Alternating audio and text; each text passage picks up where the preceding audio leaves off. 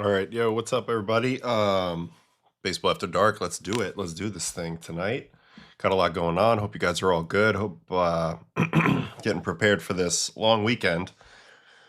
No school Thursday or Friday. No school tomorrow. No school Sunday. No school Monday. So had to kind of switch it up.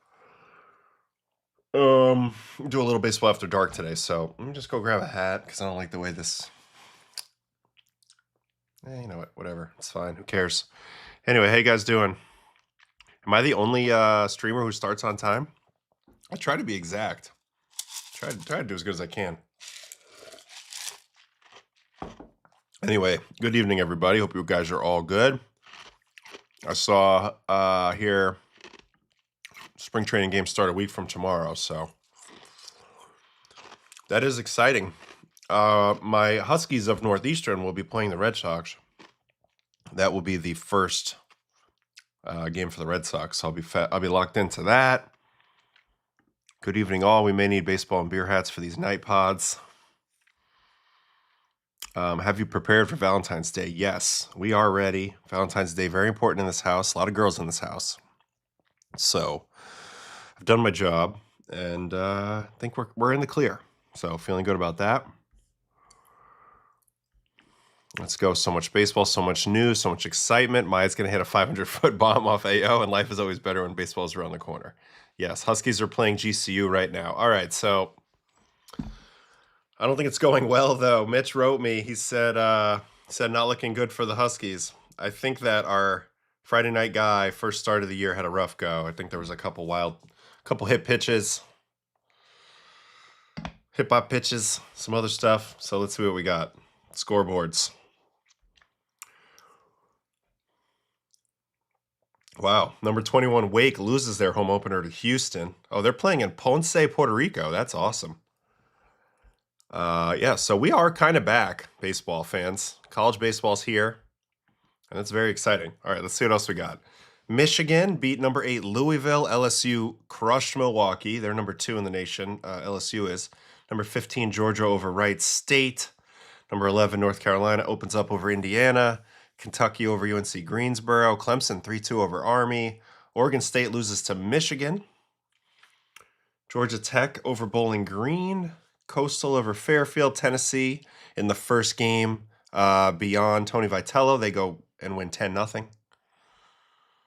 TCU and Vanderbilt. That's a nice matchup opening weekend here in Arlington. TCU 5, Vanderbilt 4. And yeah, you can see the rest of these scores. So let me go ahead and find my guys. Where are my guys? Playing against Grand Canyon. Hold on here. Big 10, Big West, Conference USA, CAA. Here we go. Northeastern. Give me some live stats. Oh my God, we already have a question about Mark Hanna, the top banana. Great guy, great human, good family guy. Just a great guy. Quirky guy. Gets hit by a lot of pitches, got hit by a lot of pitches. Used to have the long sideburns with the A's. Big fan of Mark and his family. Just obviously knows all the food, big league foodie. If you follow him on Instagram and on social media, loves his food, knows what he's talking about. So yeah, here we go. Grand Canyon up 5-0 on my Huskies here. Bottom third. Plenty of time though, plenty of time. The Huskies don't go away easily. They didn't fly all the way to goddamn Arizona to get embarrassed first game of the year. So anyway, we'll get into some Major League stuff because that's mostly what we're about. And then we'll circle back to college if we need to. College baseball is live tonight. It's crazy because I went to go throw earlier today at a facility and there was baseball on TV and it was live. I was like, man, this is crazy. This is crazy. What's up, Omar? Appreciate you hanging out. What's up, Jeffrey? Thanks for hanging out. Game production's also really bad. Pathogen identification. Jacob Wilson is in the booth, but his mic wasn't working for about 8 minutes in this game. Well, yeah, that makes sense. Jacob Wilson of Grand Canyon University.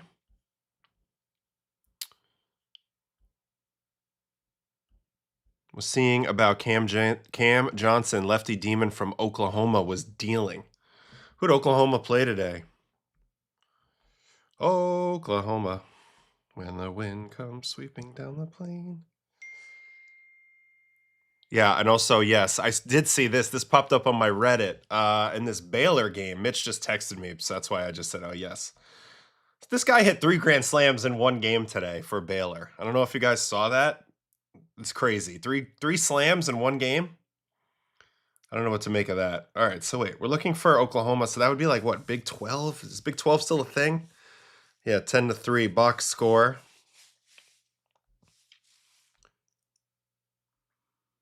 Wow, what are these college box scores?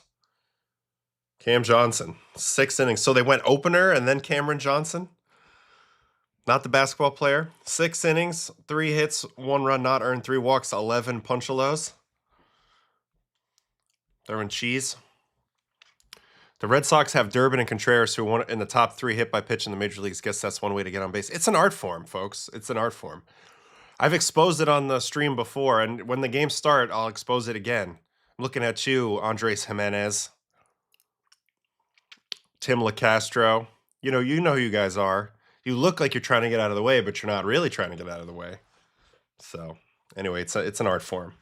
All right.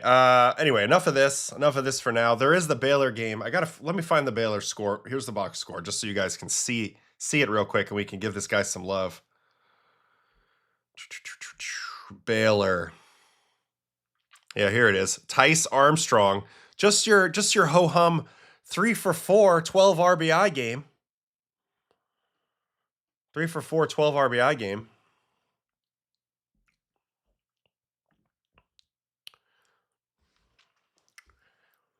You know, I did ask him about the show. I'm surprised he didn't immediately say yes. He was apprehensive a little bit. I think he might come on.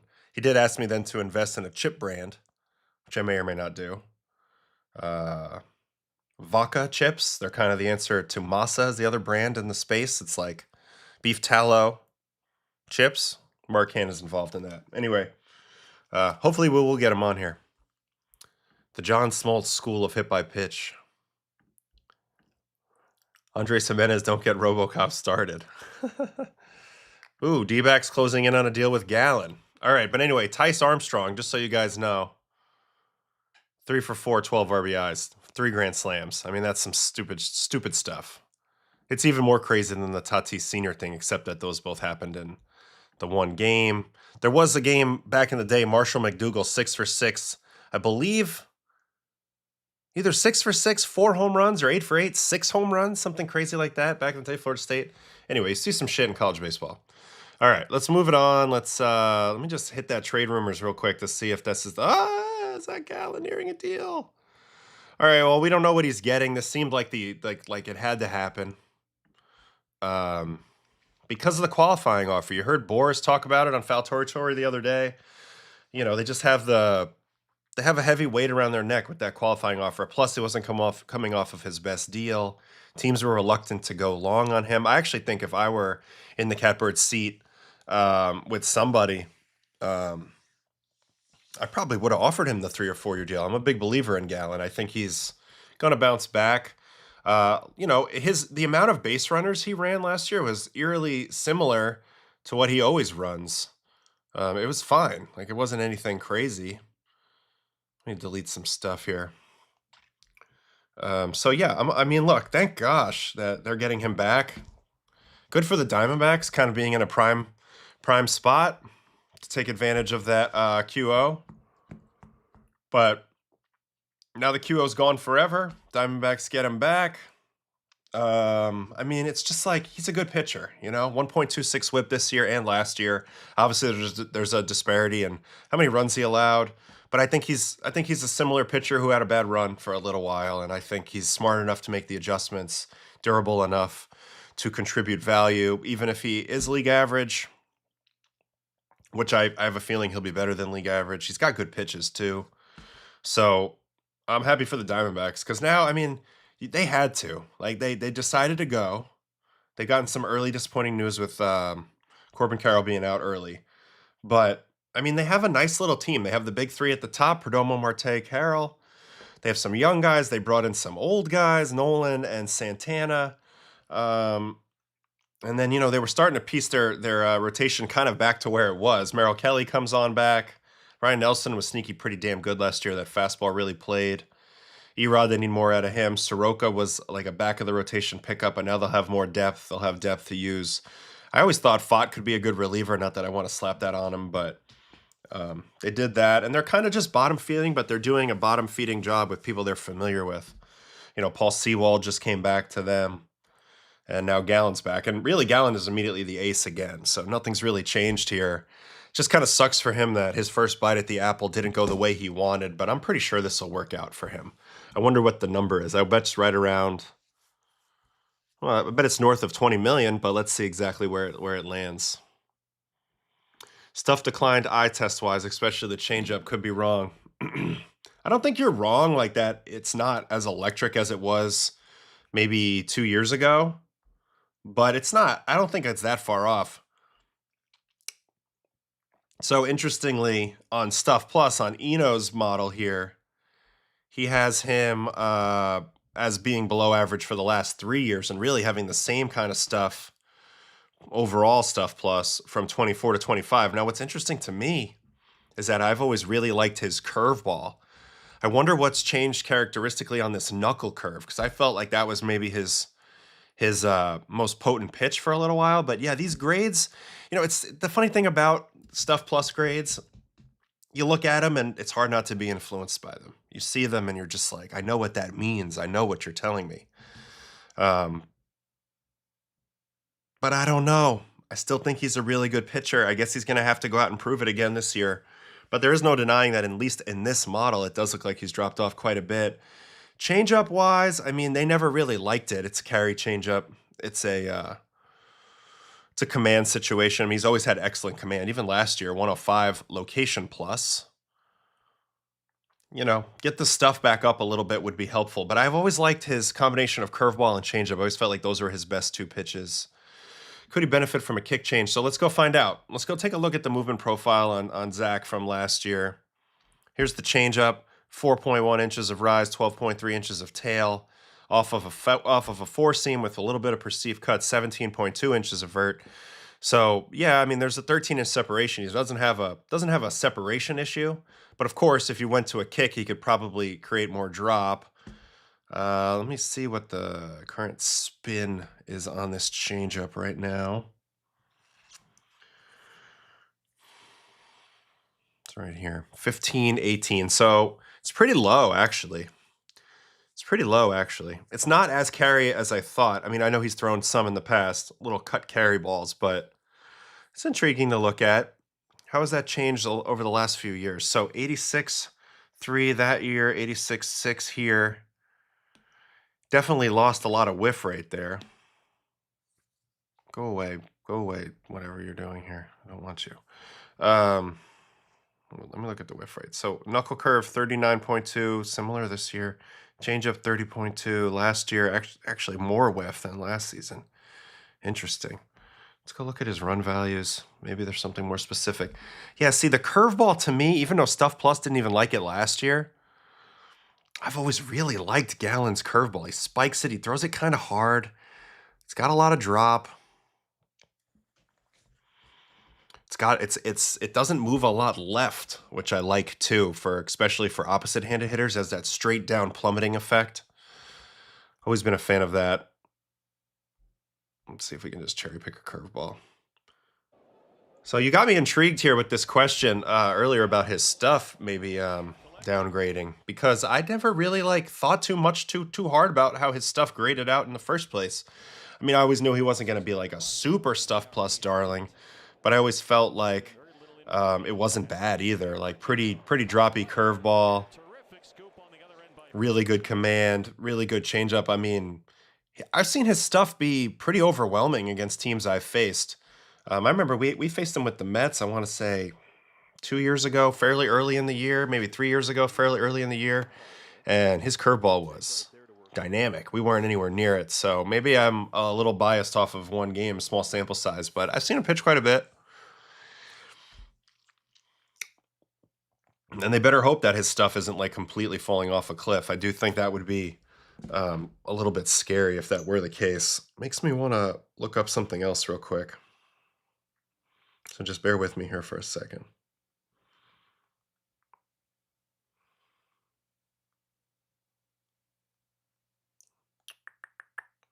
app.starkyardbaseball.com. All right, I'm gonna try to show you guys something.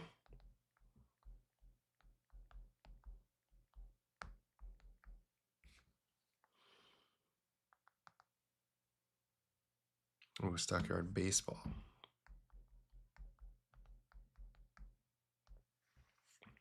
All right, so Robert Stock built this. Current player, plays with the Mets.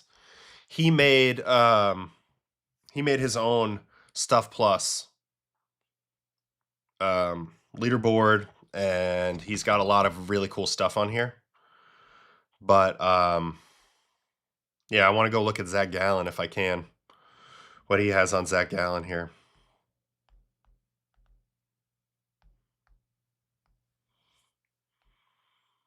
So he's got his Stuff Plus at 99, location 101. I don't know what cascade means. He's got predicts run prevention by modeling the cascade of pitch outcomes, swing decision, contact type, contact quality, combines 19 hierarchical models across 4 levels. As you can tell, Robert Stock is quite smart. Best fit predictor among stockyard grades, pitcher level only, no per pitch type breakdown, 100 league average. Okay, so small amount of decline being predicted. Pitch arsenal, expected run value. So it likes his four seam, slider, and cutter. Doesn't like his curveball or changeup or sinker.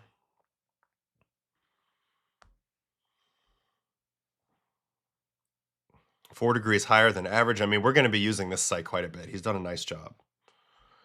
Pitching plus by pitch type. So it has he likes his curveball and his pitching plus. I guess that's probably a combination of execution and also movement profile, four seam and changeup. See, to me, those are the most effective pitches he has. Seems like it's elite command of those pitches more so than maybe elite shapes. But all right, interesting to see what he had. I find that fascinating. Let's go to his heat maps. I just want to show you guys this is really fun, like what he built.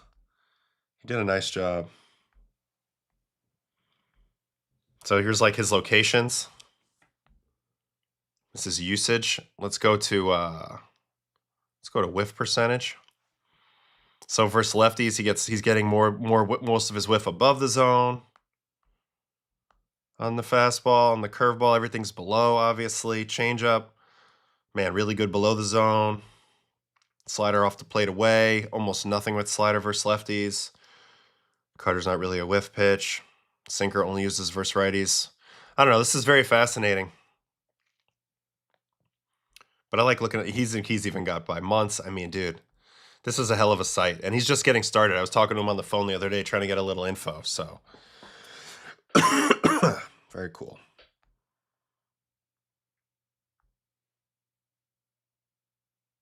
Let's see Stockyard Stuff Plus leaders in the big leagues right now. Devin Williams, Mason Miller, Josh Hader, Tarek Skubal, Aroldis Chapman, Trevor McGill, Christopher Sanchez, Mizorowski, Green, and Duran making out the top 10. All right, cool. All right, anyway, back to my thoughts on Gallen. Again, I think it's a solid move. They probably got him for a good price. I don't know if that's been reported yet.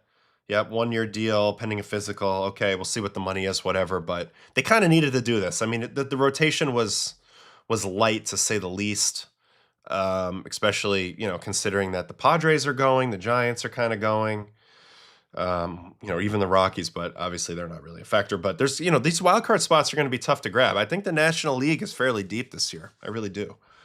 So they needed this. Gallen will slot in there above Merrill Kelly. And then hopefully some of these guys pitch well for them. I mean, Erod's been tough since he's been over there.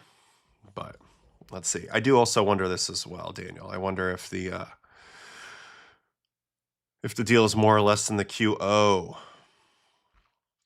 Talked about this the other day, ECU. I don't like Sugano's chances very well at Coors Field. I mean, Obviously, the walk rate's great.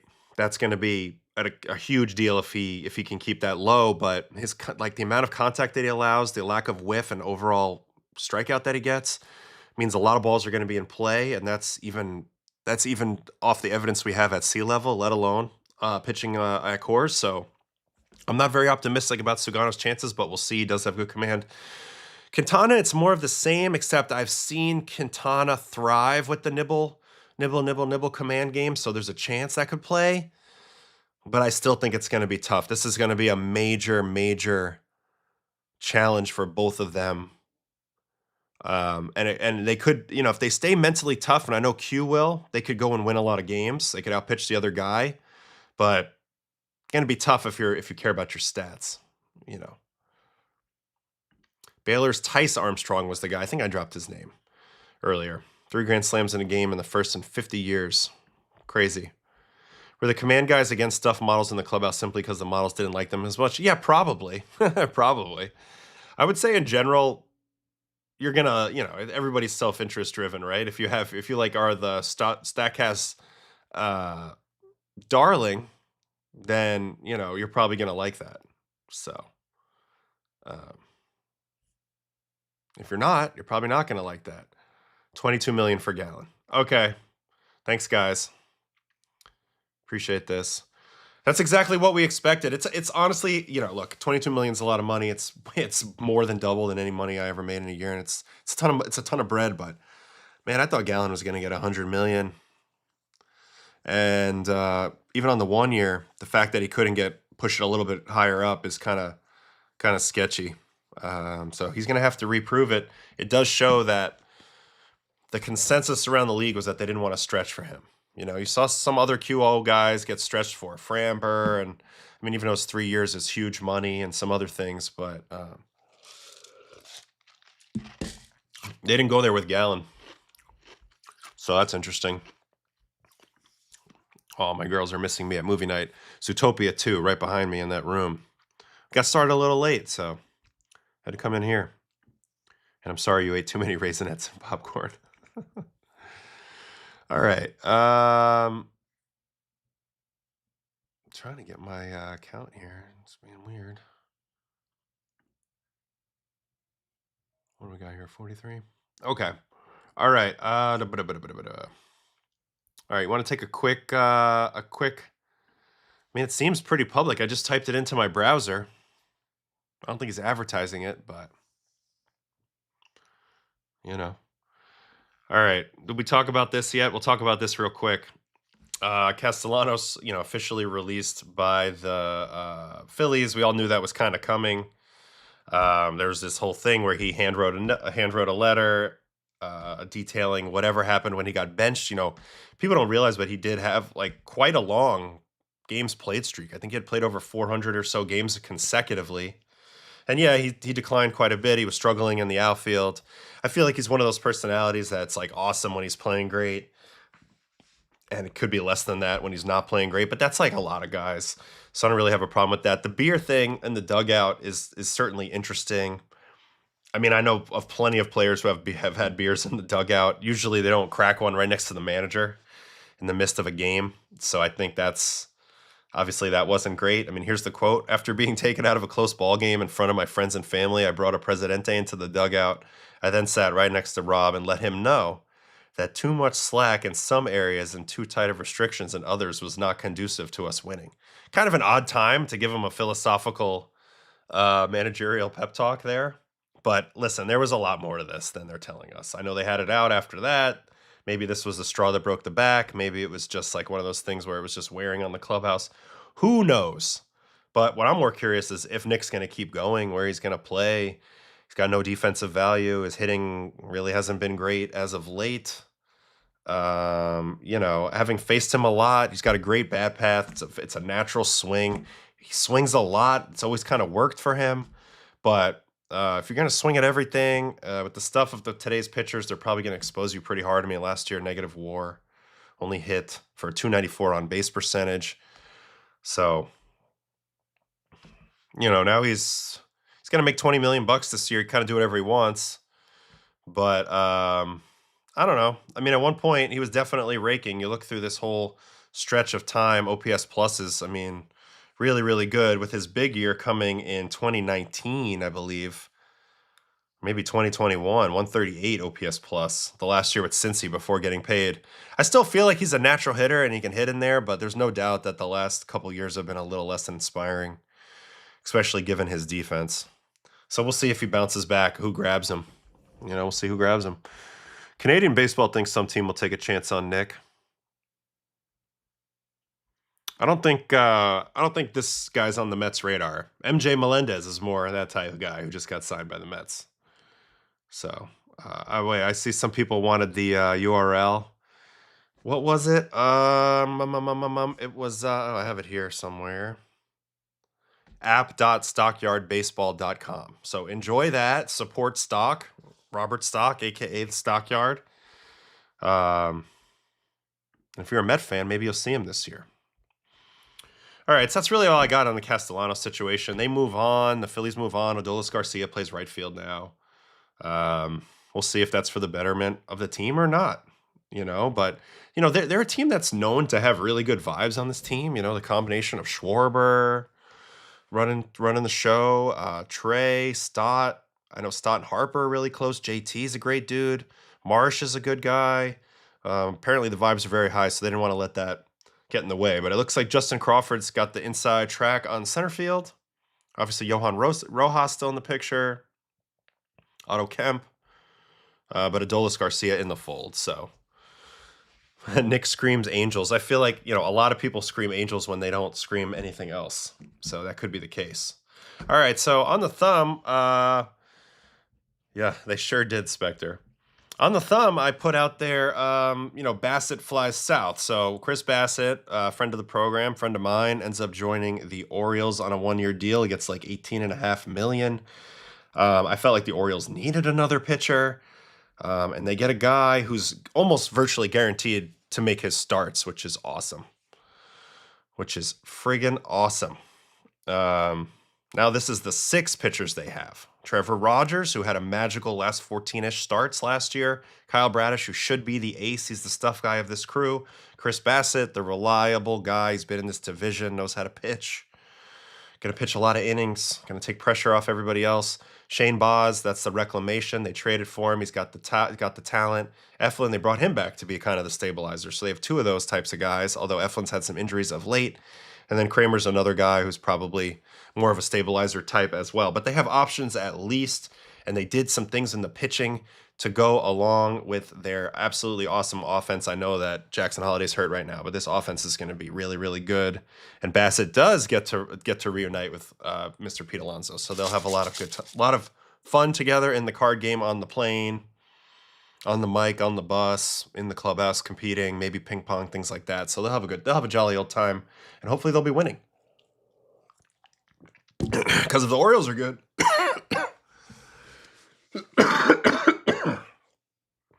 Wow, wrong pipe. Because if the Orioles are good, this AL East is going to be friggin' awesome. And it's already going to be awesome, but Yanks, Jays, Sox, Rays, Orioles could all be pretty good. I love that. How hurt is Westberg, Omar?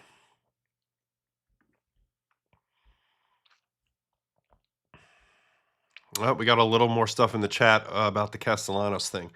Why would anybody want that type of presence in the clubhouse when he stinks? Not saying he's a bad dude, but clearly self-centered, and when not good, probably rubs people the wrong way.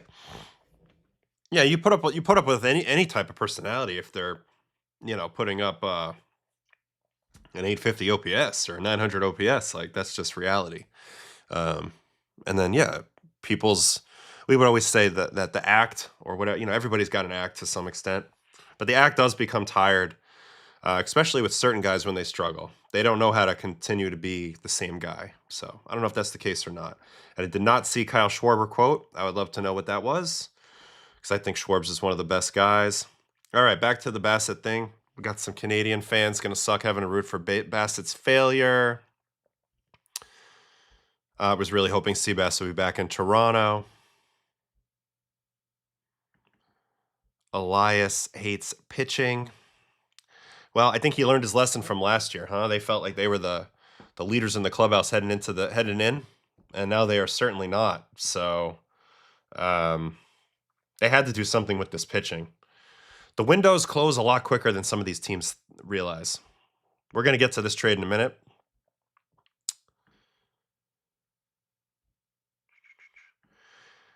There's a little bit of misunderstanding about how this works. He's making $20 million this year, whether he plays or not. If he decides to play, the team that takes him will just be responsible for the league minimum portion of that $20 million. So he's playing for $20 million, or he's sitting at home for $20 million. The problem with sitting at home, and something that I've learned this year as I've been trying to get ready for the WBC, is you sit at home for too long, and it's like if you don't use it, you lose it. So you should probably keep playing baseball if you're a baseball player and you want to keep playing baseball. Seems logical to me. Kyle was trying very hard not to say the wrong thing, and I think that's pretty good. That's pretty good. Oblique for Westberg. That's not great. No timetable. So he's still listed in here at third base. So I guess next man up, Jeremiah Jackson or somebody. Blaze Alexander move over. I don't know. Something. It's crazy, all these injuries that happen right at the beginning of camp. But I guess if they are going to happen, I guess early's better, but like you never want to see an oblique.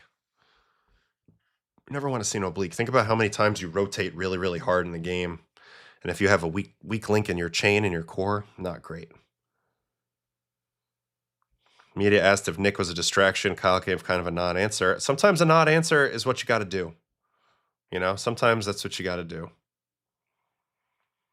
Hoping the Orioles are out of it at the deadline and the Blue Jays get him back. I mean, you can wish for that.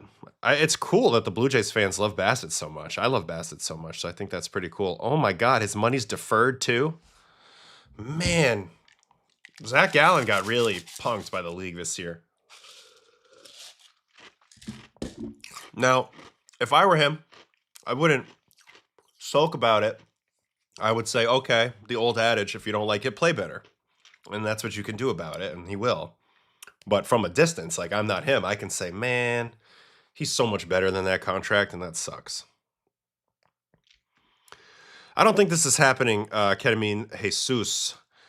Does Bieber's setback help the chances of Scherzer returning to the Jays? I don't think this is happening. I have a hunch that Scherzer's going to end up on the Giants because him and Tony Vitello are tight.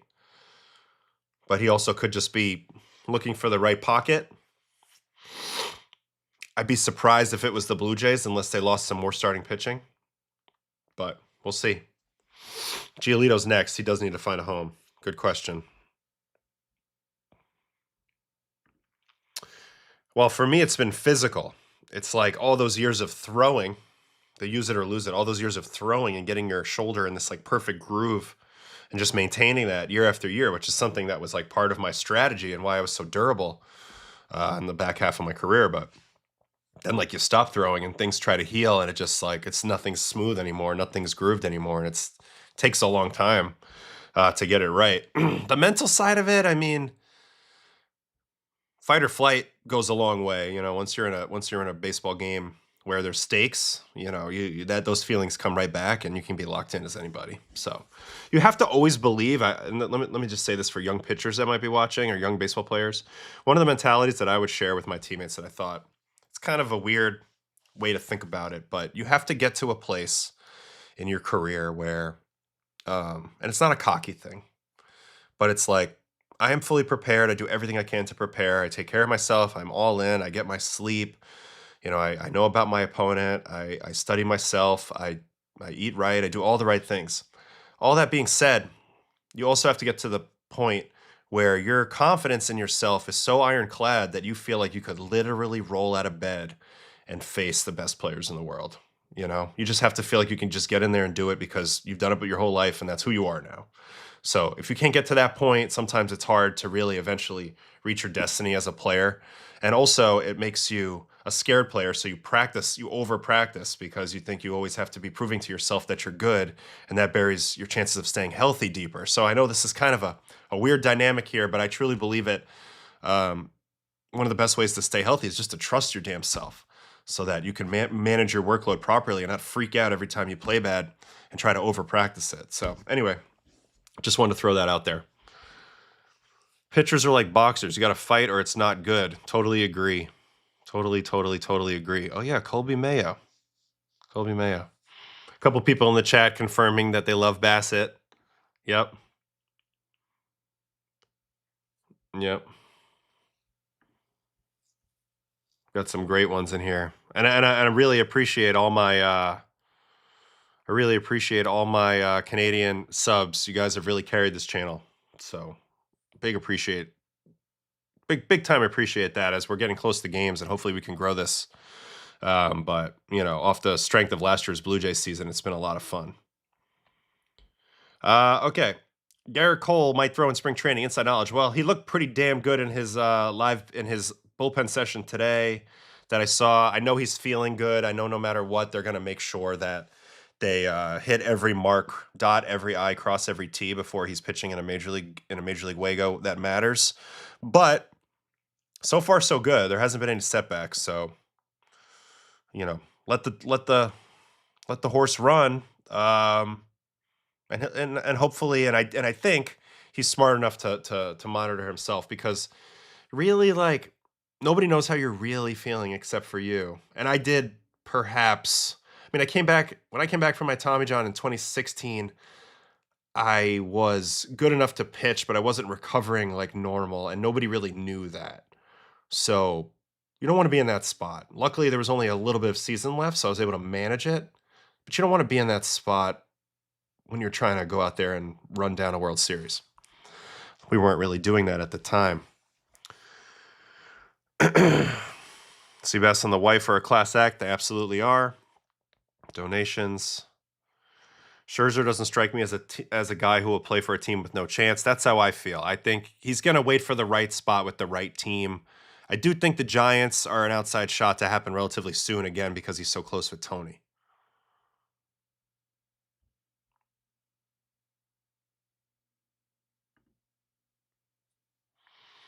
How hard was it when I came back with the Yankees this year? Well, I had been pitching. Remember, I was in spring training that whole time with the Red Sox, so I had been pitching, so my arm was fine. Physically, I was great. What was hard was knowing that I was going to get DFA'd after 3 days, no matter what I did, and just like kind of knowing that this was kind of ending, like just kind of coping with that for that week or whatever. Being in the shower, thinking about it, like, is this the last time I'm walking out of the clubhouse? All that type of stuff. That was the hard part, but physically I was good to go. All right, let me skip ahead here.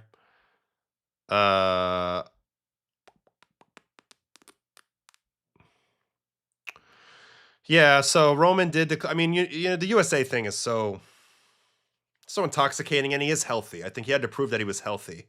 Ultimately, it's a great opportunity. You're the young guy on this squad. Like, you hear about it in basketball a lot. Like, there's that young guy who's kind of honorary on the team, but he gets to be around LeBron and Durant and all these people and learn shit.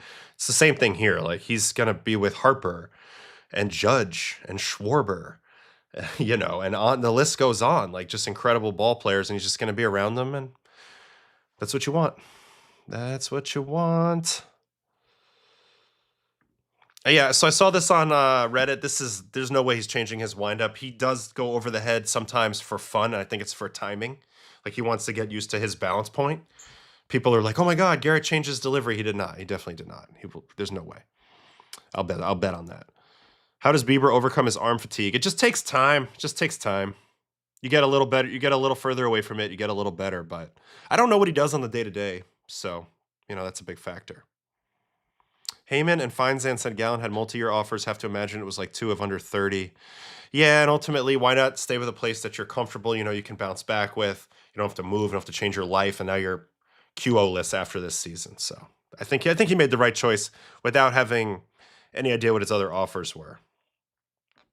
As a guy that played old, did you have to labor in your late 30s, or was it more recovery? I always felt good on the mound. I don't think that was really an issue unless I was like kind of half hurt, which happened at times throughout the years with weird things. But for the most part, I felt really good out there. Even like when I was older, I just felt like I couldn't move as fast. You know, it just wasn't as explosive. I was plenty strong, just couldn't move as quick. So it's tough. But I was so good at recovering though. I really had this thing dialed in from the relief pitcher perspective, like I knew what to do. So I was able to like feel good, but um, you know, it was just like just figuring it out. Like having Tommy John was a big moment because it was like, okay, well, what can I do differently this next time to, still pitch a ton of games and be valuable and be that guy, but not get hurt again. And that's where the confidence things come in. I would throw I threw with a lot more intensity than other guys during catch play, but I threw less often. I took more days off. I monitored myself. I was on a high-low model that I kind of monitored myself, and I feel like that was the ultimate unlock to pitching a lot. But it's hard. It's easier said than done. A lot of people can't get it mentally together to do that. Okay, I'm just gonna skip ahead.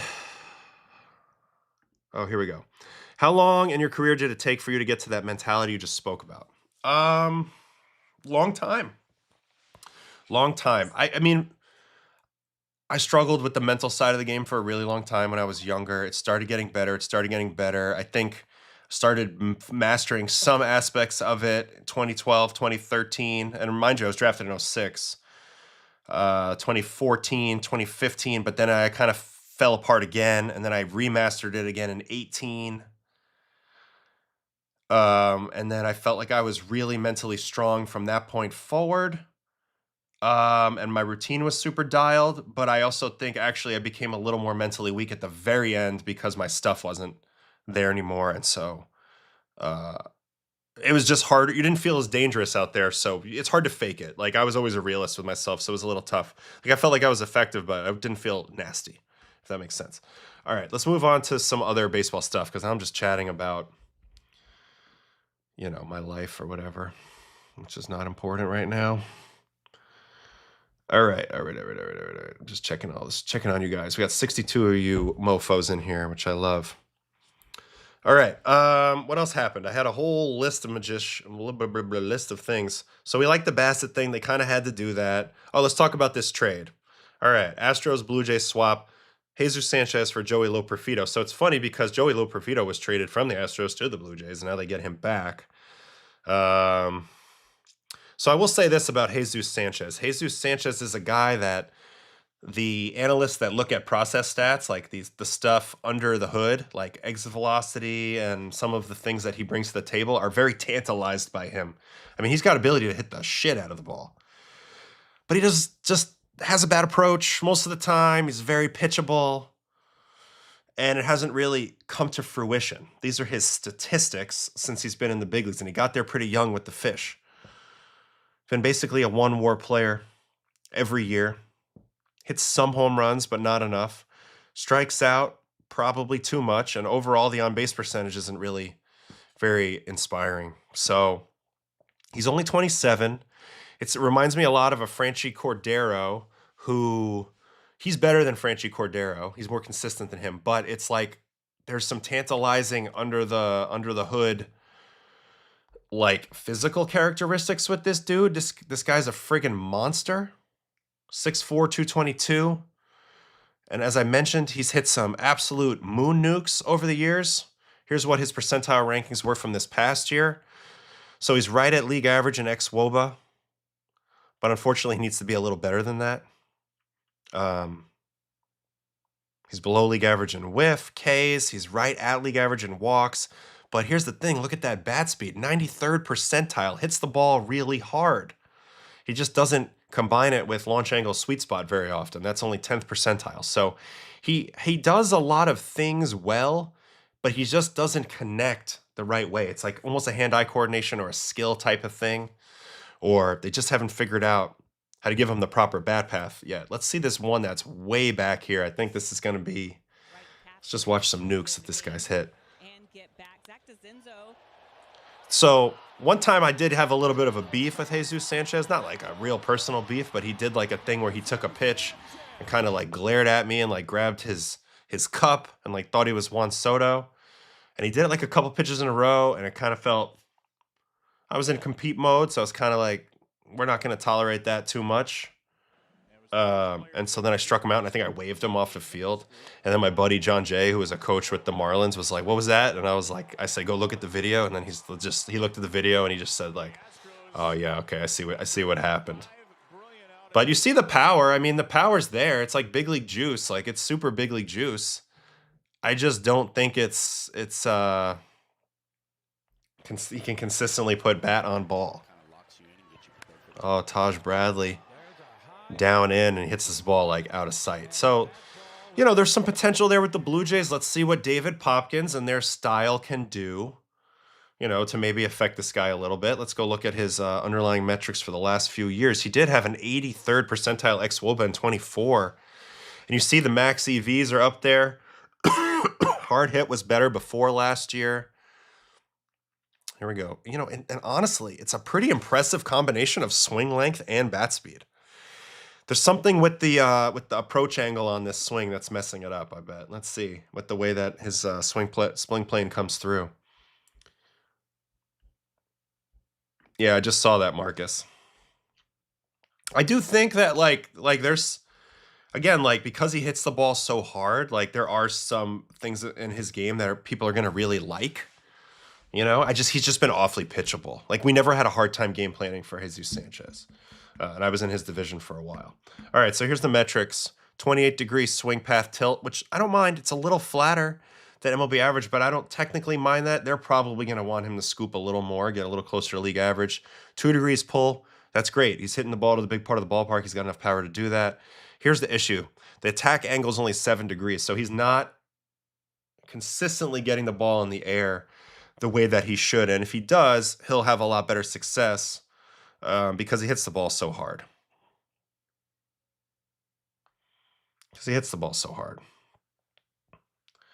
Where's his pull in the air percentage? So 16.9, it's like barely above league average. I mean, I think the biggest thing for him is, you know, trying to get the strikeouts a little bit more under control and then hitting more balls in the air, especially if he can to the pull side, but he's got enough juice to go anywhere. I think it's just like maybe the swing percentage is too much. He's a little bit above average there. Chasing just a little bit too much. Like, it's close, so I see why people wanted him. And he's definitely got a big upside. He's only 28 still, but you just haven't seen it yet. He's been a little pitchable, is my point. So it's going to be intriguing how this works out. Blue Jays wanted more power potential, especially without the Santander injury. Solid numbers versus right-handed pitchers. They won't ask as much for him in terms of playing every day. So one of the things that we talked about the other day with Santander's injury was that, you know, it would have been nice if they had a lefty who could mash behind Vlad. I mean, there was a world in which Jesus Sanchez could come into that position. He could maybe be that guy. Do I expect it? Not really. But could it happen? Yeah, I mean, he's got the physical ability to do it. So I like the fact that they made this gamble. I guess Loperfido they were kind of out on, huh? Let me go look at Loperfido. I feel like he just wasn't getting enough at-bats, really, huh? Hit a double off me a couple years ago. Yeah, only 104 plate appearances last year, 262 the year before. More of a batting average guy, defense guy, right? I think that's his profile. They don't really have too much of a use for him. Jays must be low on Loperfido even with the good limited sample in 2025. I mean, he did hit 333, 879 OPS in that 96 at-bats, but it's a pretty small sample. I was just saying yesterday that I was hoping the Loperfido would get more of a look with the Jays this season. Yeah. I mean, again, you look at the Blue Jays. I mean, I think they needed to find a little bit more power potential. I mean, they have so much contact in their lineup. A little bit more power potential in there. I mean, I'm curious how Okamoto looks. Really, I'm curious just to see how he looks when he gets around these Jays guys. Dominican guy, he'll definitely connect with Vladdy. You know, and it looks like the Jays obviously have a lot of momentum right now, so you got to be excited if you're Jesus Sanchez. Anyway, Joey Loperfido, left fielder, back to the Astros. Where does he fit in with Houston?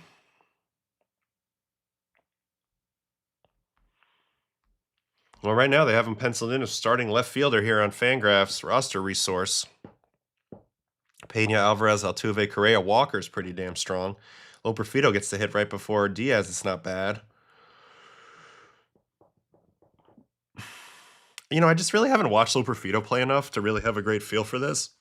But Seems like a guy Houston liked when they originally signed him. Barger is violence. Compare Barger before and after to see if he can have the same success. Yeah, I mean, it's never apples to apples. I do agree. I mean, obviously they're going to have the same hitting coach now, and there will be probably some similar adjustments attempted to be made here, but every player is different. So Canadian baseball's fearing Loperfido is a 4A player. It looks like he's going to get a chance here. Would dropping his back shoulder sooner put him on his targeted swing path longer instead of the long rotation? Yeah, I mean, obviously I'm not a hitter, but the swing path is really about shoulder tilt. Like the swing path tilt is really about how flat your shoulders rotate, where you are when you rotate. The attack angle is more about where the bat is as it's coming through the baseball. I've seen guys now that are kind of like here, but they still stay flat. And I've seen guys that are the opposite of that, where they're here, but then they're somehow scoopy. Typically, you're going to be like, if you're here, you're scoopy, and if you're flat, you're more flat.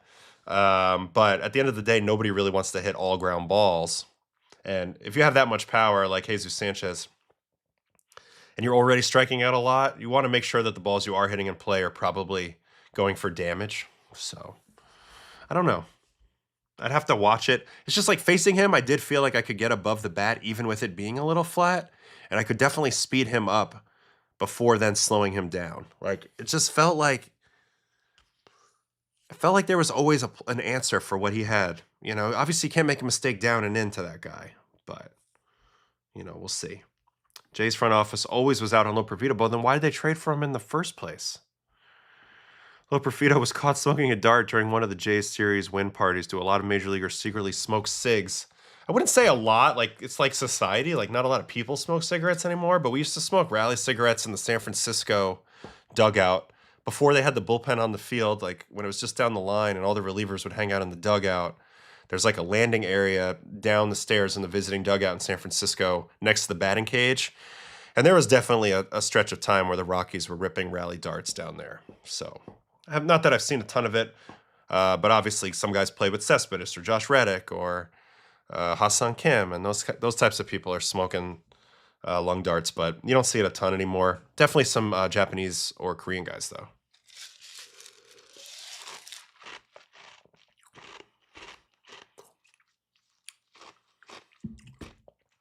Yeah, so the Isak Paredes thing is interesting. Also, Cam Smith. I'm not sure how much run Loperfido is really going to get. Paredes, like, I still think he might get traded. I don't know what's going to happen there, but I don't know. I don't have a whole lot of insight on Loperfido. I'd like to see him get more at-bats, and I'd like to watch it a little bit before I have any comment on it. But, you know, the Jesus Sanchez, it's just like, it's a tale as old as time. Like, it's a guy that has had plenty of opportunity to become a plus player, and he's just been kind of a one-war player. Not that it's a bad player, but there's so much more in there, and every team thinks they're going to be able to unlock it.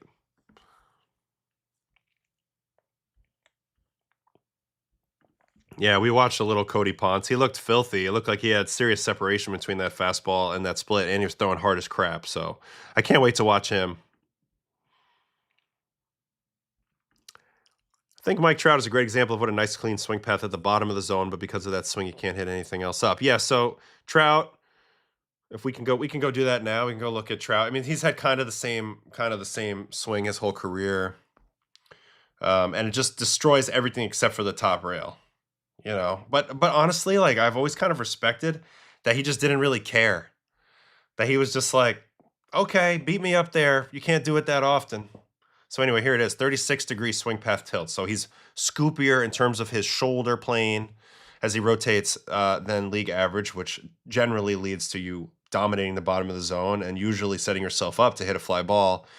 Interesting that his attack direction's it's not as much pull as I would have expected. Probably was when he was younger. Honestly, I thought the attack angle would be closer to 10. But either way, you see the idea of the swing path tilt a lot more scoopy, and he crushes the bottom of the zone. Always has.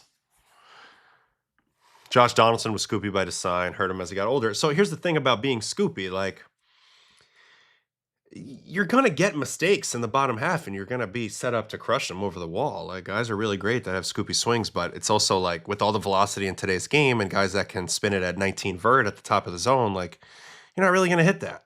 You're not really gonna hit that pitch. So there's levels to it, and obviously your plate discipline helps whatever swing you do have play up. But I don't know. I like guys that are a little more adjustable than being too scoopy. But again, scoopy guys hit home runs.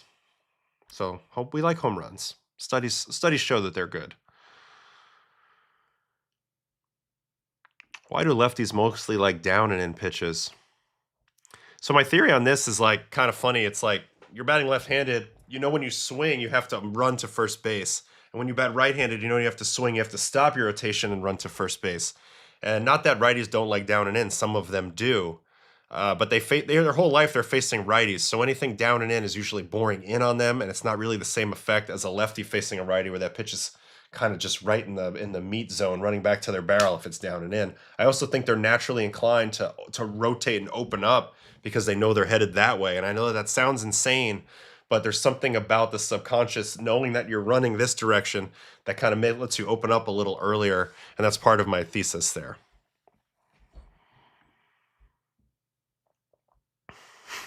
Brett Lowry.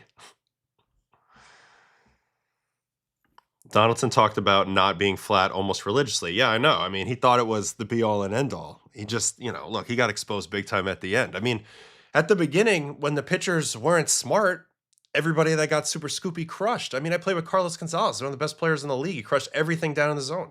Once the guys started throwing high, it was it. It was a wrap, and that was the same with Donaldson. So it was great for a while. I mean, won MVP on the strength of that. Is there a guy you can think of that hits the top of the zone really well? Yeah, like Altuve. Short guys in general, but Altuve for sure. Juan Soto. There's quite a few. And then back in the day, there was a lot of them because they all had kind of that short, straight to the ball swing. Like Frank Thomas, like certain guys like that. So it's a little bit different.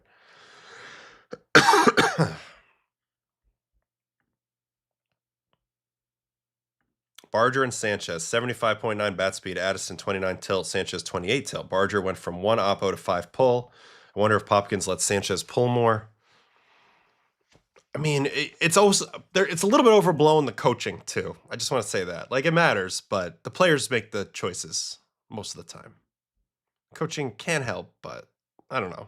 There's no like magic bullet with a coach. Looking at his numbers versus high hitters, was always close to the best in the league. He was adjustables, to be fair, but saying he doesn't want to hit ground balls doesn't mean he was scoopy. I think Donaldson was pretty scoopy at one point.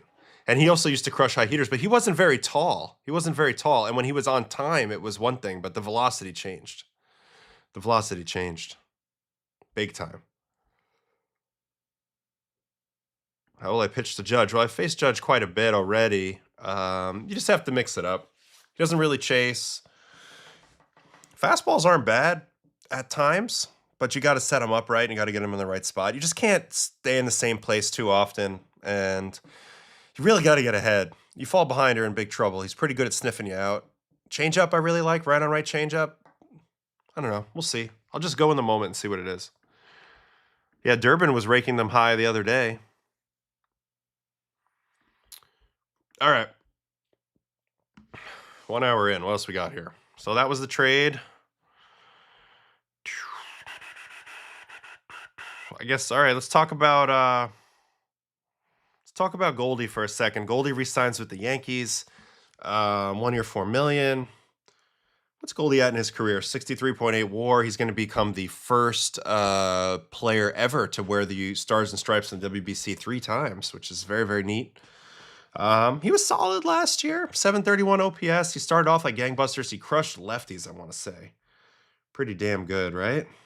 Last year in 2025.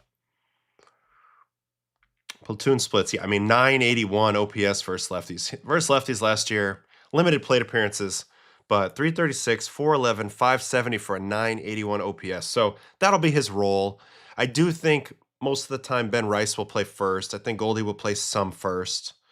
And, they are bringing the band back together. But again, this team was tied for first last year, so I don't really have a problem with that. I'm surprised he struggled this bad versus righties. 619 OPS versus righties. I also feel like there was some first half, second half stuff, right? Yeah, second half playing time kind of dwindled. 631 OPS, only 2 home runs in the second half. So let's see what Goldy's got this year.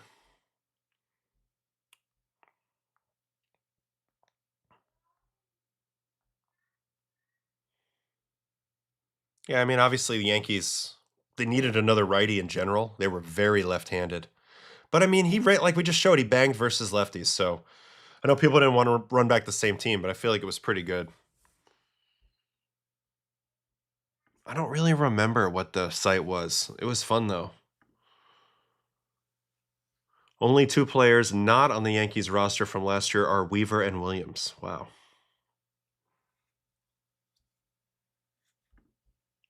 Brings the VR to the park. I mean, Goldy is one of the most prepared players I've ever seen. Played with him in WBC, competed against him forever. I used to be one of the only other guys in the gym when we would go to the union meetings. He would always be there working out. I was impressed with his professionalism and all that. Obviously, he's a beast, but the guy's actually one of the most shredded jack guys I've ever seen. So it's pretty sick. Anyway, this is the Yankees. They're running it back. We're going to see how it goes. I'm pretty high on it still, but Trent Grisham, I guess, would be my one question mark. I'm very curious to see what he can do this year, whether he can duplicate or even come close to what he did before.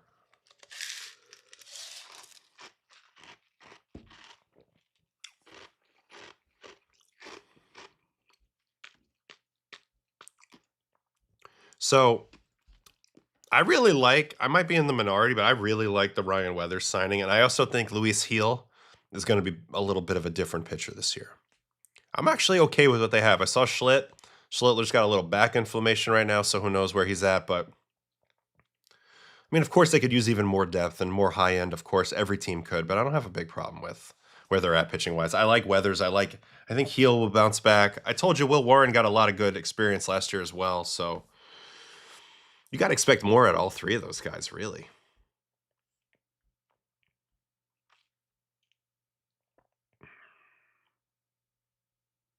Grisham and Jazz are unlikely to do it again. See, I think Jazz, this is going to be such an interesting year to watch Jazz.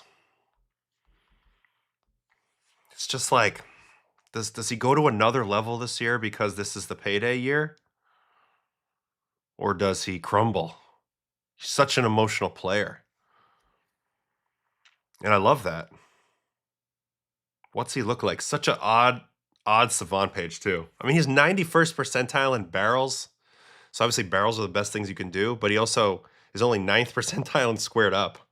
So to me, he just takes gangster hacks, swings a lot. Obviously, he's got all the tools in the world, but he's going to be really fascinating if he's on this upward trajectory that I think he might be, or whether this year proves to be a little more difficult for him. But yeah, Jazz is a big one. Grisham's the other one.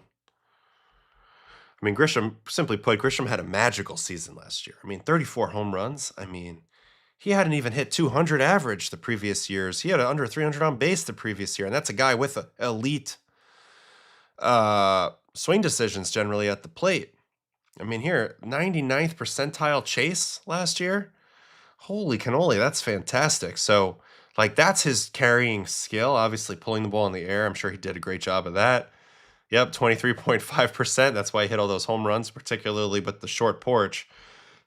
But you look at Grish's overall career, like, this was a bit of an outlier. I mean, he's always been good at walking and not chasing. It's just a matter of, the barrels were better and he pulled more balls in the air, and all those things seem to matter. I don't personally think he's going to do it again, but I think he's a good player, but I think this could be one area where they're not as good, but we'll see. Really like Jazz. Think he's the second best second baseman in the game behind Marte. Him and Terang are very close. Definitely got a possibility to be that guy. I mean, 30-30 doesn't grow on trees. He's extremely athletic. He plays a really nice second. I know he's a divisive player personality-wise, but he's got all the talent in the world. All the talent in the world.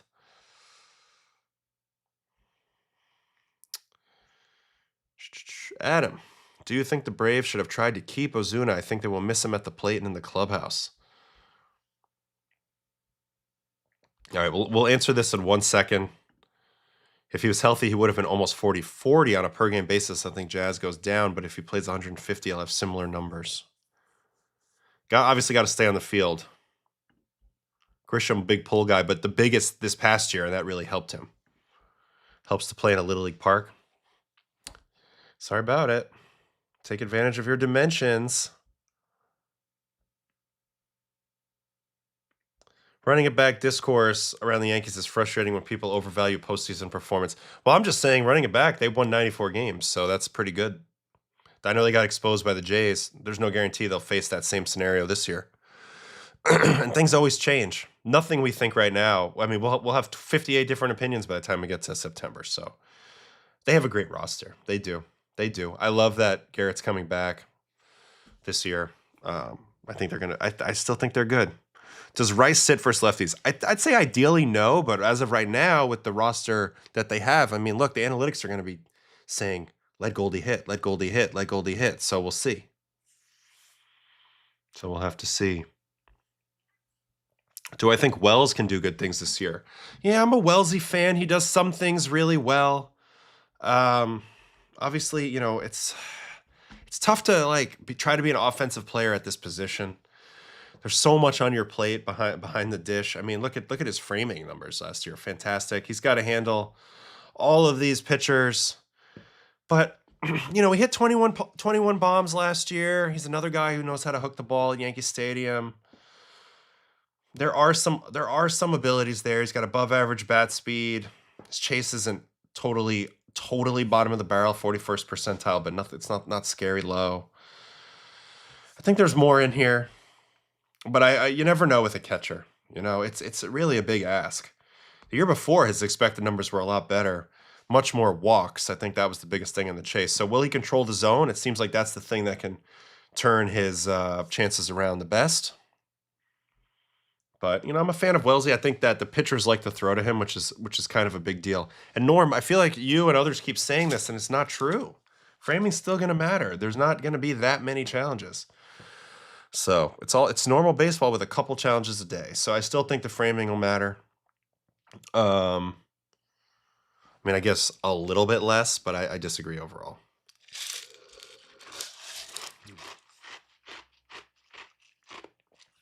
Grisham has had 2 years, 20-ish above his career average OPS, and 2 years, 20-ish below his career average. Just how it works.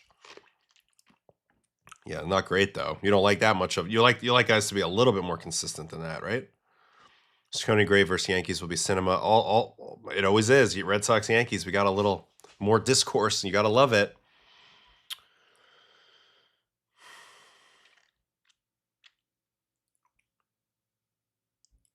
Yankees look really strong everywhere except third base. Yeah, I mean, I'm a McMahon fan, but just not really offensively anymore. But defensively, I mean, he's fantastic. So let me look up Ryan real quick. And really, what was the knock on the Yankees the previous years was just the defense in the infield. So I think, you know, look, I mean, he's a weird player. He's got way too much swing and miss. This is a perfect example of a guy who can't hit the top of the zone heater, really. But he's got donkey power, plays great defense, and we'll see. We'll see how it goes. So I don't think they're horrible at third base. I just think they traded a little bit of, you know, maybe offensive potential for, well, really they had nothing going at all. But in general, you'd be saying, okay, they could sign an offensive player, and so they have a defensive player.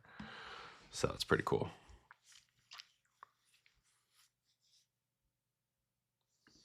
I kind of like it when you're on the mound. The alarm, I mean, it's just like, oh, I'm going to finish this guy. I don't know. As a player, you kind of like the sound effects for the most part, unless they're corny. You know, maybe that one's a little corny, but I like it. All right, what else you got? Did I see what Sale said about not challenging? Yeah, but that tracks with Chris. Doesn't call pitches. He's like, you put a finger down or you say a little word in my pitch comm, I throw it. That's it. Whatever happens, happens. It's just not his thing, you know?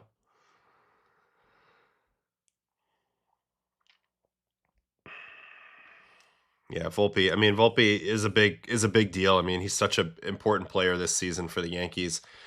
I don't think he's even necessarily guaranteed any type of starting. You got Caballero around. Eventually, you're going to have Lombard coming. You know, you just can't put up mid 600 OPSs forever. And last year, obviously, the defense fell apart. He had won the Gold Glove as a rookie, so very curious to watch Volpe. I know he's been working hard in silence, and we'll just have to see how that plays out. He's a big deal for sure. McMahon hit 203 on high pitches in the zone. Did you feel any extra juice the first time or any time you played in the Boston, New York games? Yeah, probably a little more nervous. Probably a little more juice. I remember I actually came in like with a 1-run lead. My first ever Yankees-Red Sox game was at Yankee Stadium. And I remember I got the middle of the order. It was like Xander, Mookie, maybe Rafi, something like that. And I had a good inning. I think I went 1, 2, 3. I think I struck out Mookie looking on a ball. And I felt good about it. But yeah, a little more juice for sure. I loved being in those games, though. I mean, anytime you get more juice, automatically it's awesome. No, I would use it. I would use it. I mean, not all the time, but like when you feel like you're 100% right, you got to really feel like you got it right. You know, that's the thing. You've been calling for this for a while, Uncle Ted. Sell the farm for Perdomo. I wonder what the value out there is for a Dominguez or a Jones. I don't know what the Yankees have to really offer, and I don't think they're going to trade like Lagrange or obviously Lombard. So we'll see. Cash said Dominguez may start the year in AAA. I mean, it's kind of like that. It's kind of like that. Am I thinking Nike, Adidas, or New Balance for the WBC? So I have some white Nike cleats in a bag downstairs. That's what I'm probably going to wear if I make it that far. So just whatever I got. Oh, is this the okay Blue Jays? Let's play ball. I mean, that's cheesy, but I still end up singing it every time I'm there. So I got no problem with that. What do I think of Ben Rice as a player overall? I love Ben Rice. I think it's just a matter of time until the offensive onslaught is coming. I mean, look at this Savant page. This type of shit does not lie, folks. It doesn't lie. I know he only hit 255 with an 836 OPS last year, but this screams 900 OPS. It just does. Don't think he's a great catcher. Don't think he's a great first baseman, but I think he's going to mash, and I think he's a perfect fit at Yankee Stadium, and I think he's a perfect fit in this lineup. And honestly, I'd like to see him hit behind Judge if he can manage it, because this is like legit shit. This is a crazy Savant page. I'd be parading this around the clubhouse if I had this Savant page. So I like him. My song was Alive by Kid Cudi. Alive by Kid Cudi. You might have heard it from Jeff Hoffman, who stole it. Freaking loser. Just kidding, Jeff. Oh, man. All right, what else we got?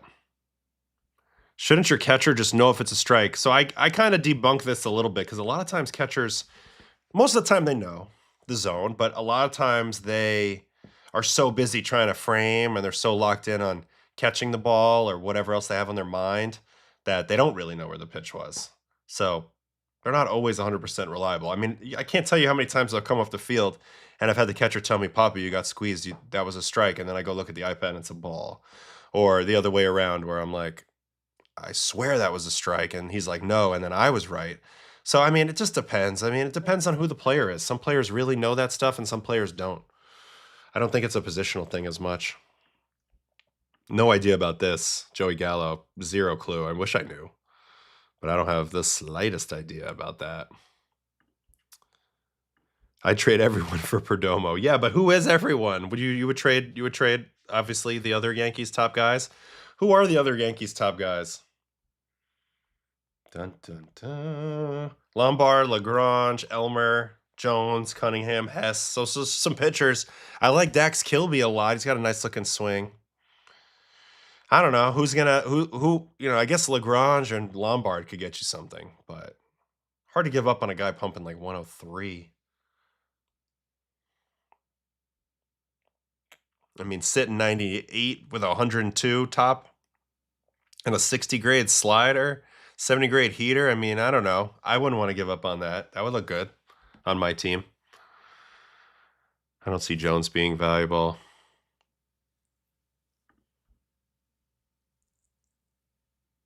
You know, okay, Blue Jays. Everybody knows this song. I know all the theme songs. I've been to every ballpark in MLB many times. Listen, the Cubs, hey, Chicago, what do you say? Cubs are going to win today song. Also, corny, but also amazing. No better feeling. I mean, I shouldn't say better feeling because every time you hear it, you're fucking losing and you're walking off the field. But when you hear it, you're kind of like, this is a vibe. I'm not going to lie. It's kind of a vibe. You were scoreless versus Boston your first 9 outings. All right, there you go. See, I liked it. Ernesto Martinez Jr. is better than Rice. Watch. Okay. Well, I don't know where he is, but we'll take your word for it, and then we'll see it when it happens. Me too. I think he'll be all right. He'll be all right. He'll be fine. Hoffy will be fine.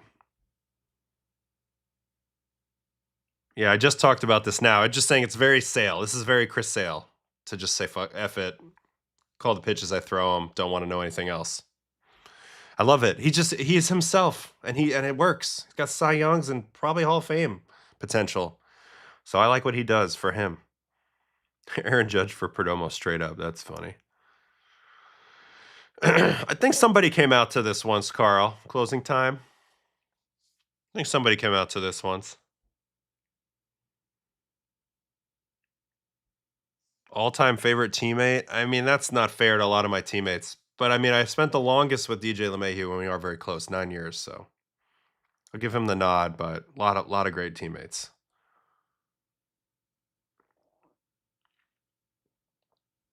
Lagrange out of the pen for the Yankees would be such a weapon. Well, let's see how they develop him. I'm very curious to see. All right. Which closer has the best entrance right now? I mean, obviously, I'm always partial to the Trumpets and Edwin. He's just such a boss. The Duran one is sick. Trying to think what else I'm missing. I don't know. All-time Mariano, though. What kind of pitches do you prefer versus lefties? Why do you think is more successful, curves or sliders versus lefties? Curves, definitely curves. Gyro sliders can work really good for whiff, but sliders are pretty bad versus lefties for contact. Curves. I like curves to lefties. Of the breaking balls, I would like a curve. Not that I had a good one because my arm slot was too low. Baseball Prospectus has Dax Kilby at 41 in their top 100. I like Dax's swing a lot, so just from doing some internet scouting, I'm high on him, but I'm a little biased with Yankee stuff probably.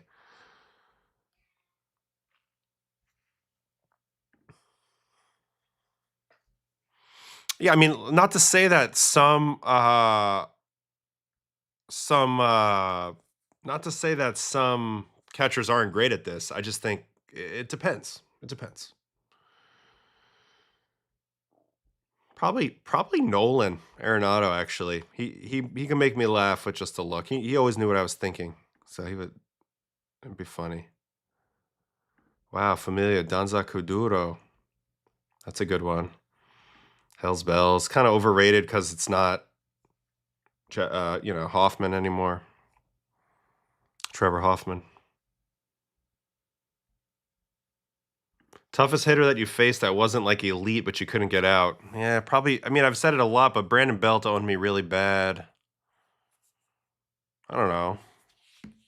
There's probably some bad hitter out there that's like 3 for 3. I'm not really sure.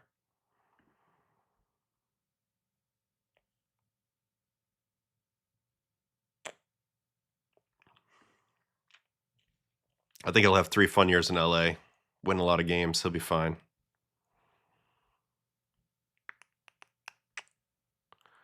I think one knee down in general is better, but I think with guy on third, there's times where you have to abandon it. Just get ready to block. If you can't block, it's good from one knee down. But I know catchers will debate that, so I usually let them do what they do. I just want guys to care about it as much as me. Papelbon shipping off to Boston.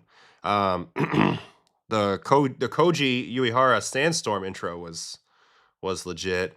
Jukebox Hero. I mean, we used to blast this in my car. Thanks, Mitch, for bringing this up on the way to the starts in Northeastern. It was always fun. What Met had your number? Looking at the roster, I don't. This is gonna be funny. Let's see. We'll just do this real quick, and I'll get to some other news. I'm just really been hitting the chat. All right, so here's my career versus these players, just off the top of my head. Lindor, I've only faced like a couple times. I think there's a walk and like a ground out in there. He probably has decent numbers. Soto, I've literally only faced in the postseason, and I think I walked him. Bichette, I dominate. Polanco, feel like he's done okay. Maybe 1 for 3, 1 for 4. Semien, I dominate. Beatty, I've never faced. Alvey, I've never faced. Robert, I dominate, even though it's short amount of games. Benj, never faced. Terens, don't know. Vientos, never faced. Mauricio, never faced. Tyrone, I might have faced. Don't really know. So not really much. Not really much. Not really a lot of overlap there. Definitely faced Bichette a lot though. Speaking of Belt, the guy retired after putting up a 137 RC plus. I mean, not, like he was kind of elite. I don't know why, but he just sticks in my head as somebody who I couldn't get out. I couldn't get him out. I mean, he was really good. What is my preferred method of making coffee? I have an espresso machine. I'm a big espresso guy. I like espresso over ice or like iced Americanos. That's kind of my thing. Black. Different types of beans. Try them all out. Eric Gagne, welcome to the jungle. He also had Game Over at one point. There was a Jonathan Broxton Iron Man. I mean, there's been a lot of really great ones over the years. Yep, Gallon's back in Arizona. Current Mets 1 for 24 against me. Told ya it was pretty good. Did you have a batter that you just didn't like and he maybe threw with a little attitude when he was up there? Sure. I'm trying to think who. I mean, at one point it was Justin Turner, and I don't really have a reason. I was just like, this guy's all over the fucking plate, and it's annoying, and I don't like it. And I just decided not to like him, even though I had no reason. I think he's probably a great guy. I was like, I don't like his beard, I don't like his face, I don't like the Dodgers. They beat my ass all the time. So he was probably one of the guys. Rhys Hoskins, you know, we had a thing with him. I was kind of like, I need to get this guy out. But I mean, none of it was ever really real. It was all just created. Sometimes you got to create psycho shit in your head to compete. That's just reality. Kenley, California Love was always good. Yeah, see, Belt, 5 for 10, 2 walks. Brutal. I got crushed. Do you see any similarities between Ranger Suarez and Dallas Keuchel? Yes, I do, but I think I do a little bit. But I think Suarez, I don't know. I'm more confident in Suarez. Obviously, I guess we know how Keuchel worked out. That's a great comp, though. That's a tough question. Turner is 2 for 13 versus me. Yes, suck it, Red.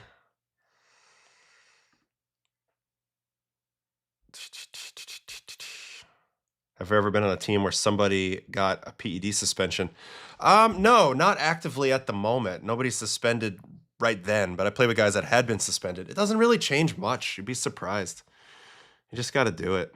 You know, you just got to do it. If you were pitching to a guy who's about to break the all-time home run record, you're throwing him a meatball? No, I'm trying to get him out, and if he gets me, he gets me.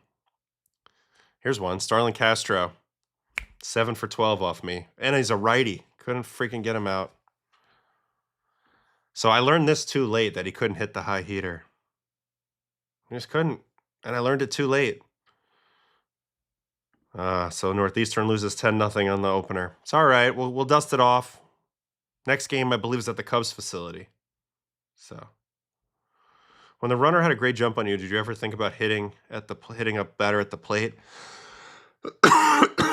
No, but everybody had a good jump off me, if you recall. All right. What else happened?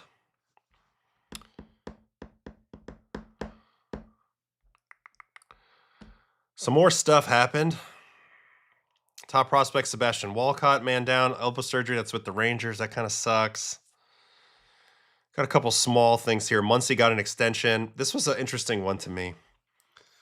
We'll talk about this for a second. So how old is Max now? He's playing his age 35 season now. What was his contract that they just extended?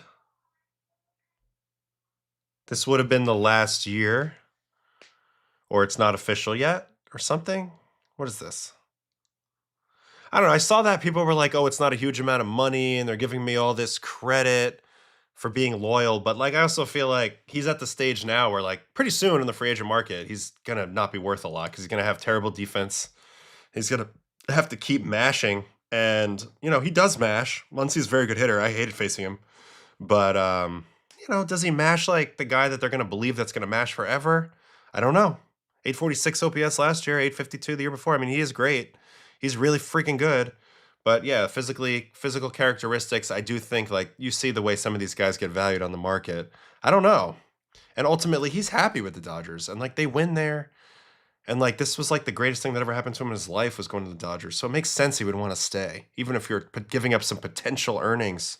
Yeah, I mean the fielding, pretty soon he's a full-time DH. 10 10th percentile, that's above average. But I mean, obviously he rakes. It makes sense. I mean, stick with the team. Why would you want to leave the Dodgers if you've been there for so long? This is like a legacy thing. You're going to be doing card signings for the rest of your life. Dynasty. Max Muncy's going to be a household name being on the Dodgers forever. He's going to be royalty forever being on the Dodgers.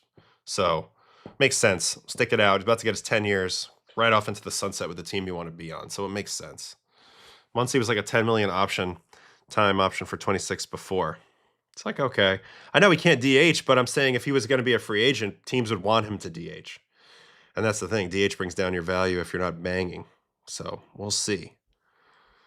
I think it just made sense. It's kind of a no-brainer. I'll tell you this, AO. I think it's Bill Cohen's last year at NU for hoops. He's been there a long time. Well, we got some new information here. Puig, 6 for 11. Everett Cabrera, 4 for 5. There you go.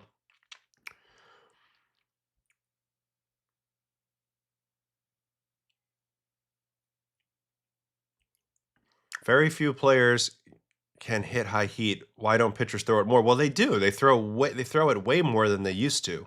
Actually, though, players have started to adjust better to high heat over the years. So, strike zone. Should we play some of this in a little while?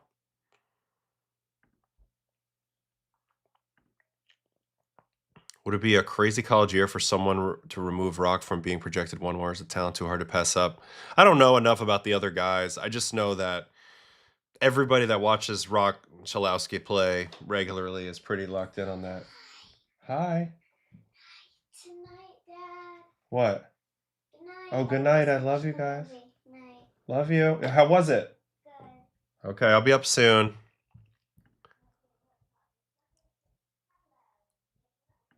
It's about Muncy.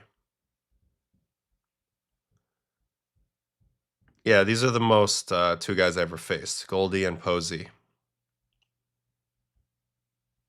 Muncy would be in the same situation as Gino Suarez. That's my point. It's kind of my point. And Gino hit 49 home runs this year. So that's a pretty high bar to clear.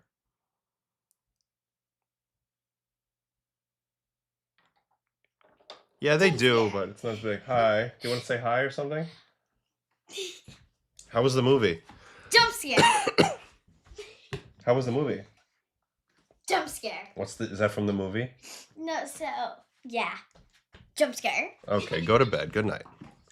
Good night. Jump scare. Love you. People were saying the same thing about Dylan Cruz in 2023. Yeah. Paul Skeens just kind of... First of all, Paul Skeens is perfect for the Pirates. It was a marriage. And I think he just earned it. I think Dylan Cruz still went obviously super high. So we'll see. Yeah, hit the like on those jump scares. Dodgers sign players with a weighted WRC plus for 10 million. Great business. Dodgers are in a good spot. People want to be there. It's always nice to be somewhere you want to be. Love you, Brady. Love you. Teams can also play games with slot money. I mean, there's a lot of factors at the tippy top of drafts. We know that from having gone through it and watching a million drafts over the years. Okay, so what else happened? So we just talked a little Max and Muncy for a second. We have Hamate Gate going on everywhere. Brewers bring back El Gary. Gary Sanchez. Actually, one of my favorite catchers to pitch to. I will not tolerate any Gary Sanchez catching slander. He's a very creative guy behind the plate. He caught Blake Snell in a Cy Young season. He gets a bad rap. I know he has some pass balls every now and then. But I like Gary. I just wish he stopped leg kicking at the plate. When he used to just toe tap with 2 strikes. That first year he came up in 17, he was incredible. He hit the ball almost as hard as Judge. Things have obviously shifted since then. But I like Gary a lot. And he's been there before. Love you. Good night. I'm gonna come up soon. Okay. All right. He's not even old yet. He's got a ton of experience, and he's been with the Brewers before. So he's back with a team that knows him. He'll back up Contreras, and we'll keep it moving. What did Gary do last year? I just feel like he hasn't gotten as many ABs as he used to. Yeah, the Orioles last year. I actually put him on the IL one time with a fractured hand or something, and I felt awful about that too because we were teammates with the Yankees.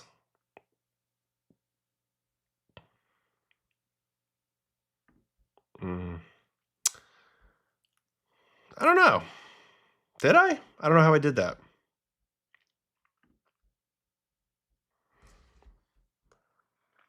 All right, yeah. I mean, only 101 plate appearances last year, so I guess he was hurt or didn't play a lot. But he's a backup catcher at this point. He's got power. Still a tough guy to face, I'd say, at times. I mean, average exit velocity in a limited sample, 93.3 with a big barrel percentage. He still has a cannon behind the plate. He's just a unique player. Probably didn't become the super duper star that we all expected. But even with the physical decline, like the max EV is still all red for his whole career. Comes down to chasing. I do think the leg kick kind of jammed him up at the beginning. And he's got a good arm, so it helps a little bit with the throwing game, which is a big thing these days. Oh yeah, Milwaukee also added in Rengifo. That's right. So this was the other move that the Brew Crew made. Interesting. You see how a lot of these teams, these non-big teams, like revenue teams, they make a lot of moves right here at the end, when, they're bottom feeding. So here's Rengifo, who actually was really good with the Angels, I thought, in 23. And in 24, he got hurt, but he was similar OPS, like above league average OPS. And then last year, he was bad again. 622 OPS, 287 on base. Really, really poor. So Brewers are going to give him a shot. I don't think he's going to be playing all the time. Let me go back to that Brewer lineup. They actually have him in here as third baseman. Yeah, I mean, I guess he's a better hitter than David Hamilton, but I mean, there's probably I thought Jet Williams was maybe going to make this squad. That could happen. So Jet Williams could eventually move Joey Ortiz to third. We'll see where Rengifo fits in. It is nice that there's a switch hitter. Feels like a savvy little Brewers pickup, and he'll probably in some limited time play pretty well. He's only 29 years old, should be in his prime, but yeah, I mean. Just the Brewers, the Brewers do what they do. It's just more Brewers moves. Nothing really crazy to see. Do players get media training when? Yes, typically there's always a media training session in every spring training. Oftentimes when players are signed, initially they'll get called into a camp where they'll do media training. Also, if you go to the rookie development camp in the off season, which you get invited to, media training. So there's several opportunities to get media training, as well as some agencies will do it for their players as well. So it's all important. I think a little bit. I think I faced Joey a little bit. Not a ton, but I definitely remember striking him out looking one time in Texas on a sinker. I think I also walked him quite a bit.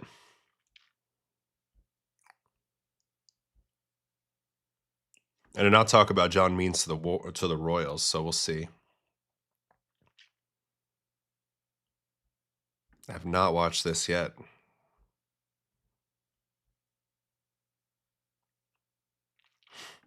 What do you think hurt more, by Tyro getting hit in the hand by me or getting shot?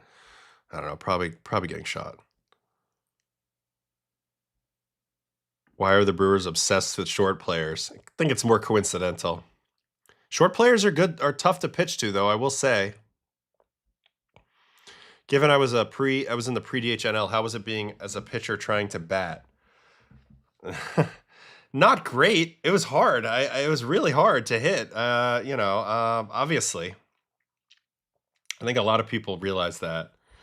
But it's just like I kind of stopped practicing hitting, like in high school. And then next thing you know, you're facing like major league pitchers. And it's like a whole issue. So it's like, Yeah, it's just funny to me. Let's see here. Season Statcast era. I'll try to pull up my hits. There's not a lot of them. So.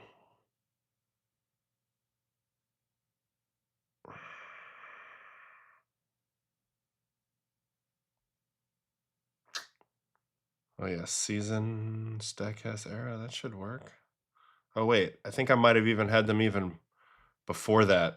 I don't think I got any hits from 2015 on. So I think it's either 2012 or 2013. Yeah.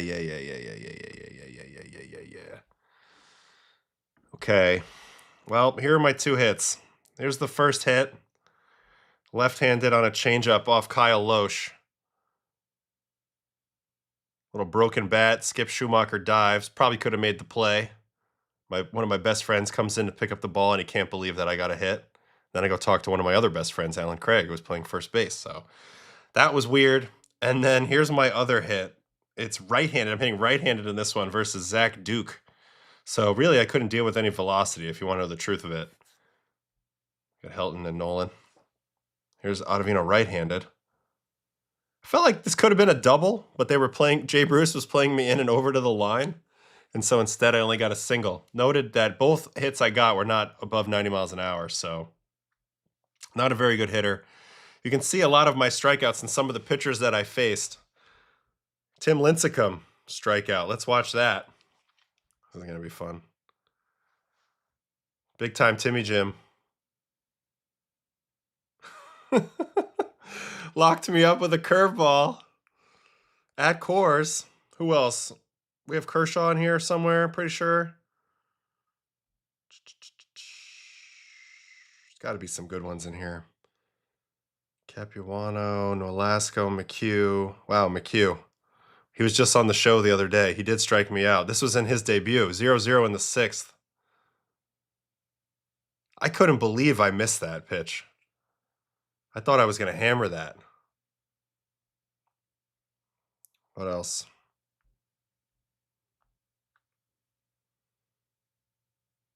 Let me see a hit a ball in the let me see a hit a ball in play. Oh, a little weak chopper. Did I ever hit a ball hard? I think I did. Hold on. I'm sorry, guys. Now I'm curious. Ooh, error? See, this time I was hitting left on left. I didn't like to hit right often. Oh, another horrible jammer, and then Joe Savory. Oh, bad throw. Renee Latchman, get your ass in the coaching box. Did you see that that's a rule now? You're not going to be able to be this far away from the coaching box anymore. So, all right, I'll stop. We'll stop with my own nonsense. We don't need to watch this.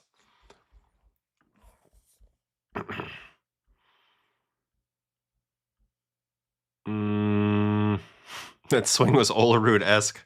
Thanks, guys. Thanks, guys. I'm going to go to bed soon. It's fine. They get it. Former Cape Cod League teammate Tim Lincecum. That's right. I am huge. I'm sneaky huge, as Aaron Boone once told me. You know, you're sneaky huge. It's like, yeah. You know. Ooh, I did see this. I wish I could pull this up. Man, where was that? This was interesting. Thanks for this comment. MLB umpire heat maps. It was from this whole thing came out today. Yeah. All right, here, you're going to watch this. It's going to go from wider to more narrow, I'm pretty sure, up top. This is fascinating shit, boys. Well, not boys, people. So they got better at the corners as Questek came in. Lefty's still getting screwed off the end. But you see that the top of the zone became a thing. When I first got to the big leagues, it wasn't a thing. And then it became a thing. I mean, look at that. We'll watch it again. It used to be, it was east-west was in. And there really wasn't much else at the top. There was no top of the zone, and then now look at it. It's a lot more of the box, a lot more of the rectangle. So this is fascinating. Nah, no at-bats first to Grom. Harwich Mariners legends, me and Timmy, that's right. We played together. Good buddy. Adam versus Gallo, 5 plate appearances, 2 walks, 1 hit by pitch, 2 Ks. That's about right. I did not see that. This is interesting.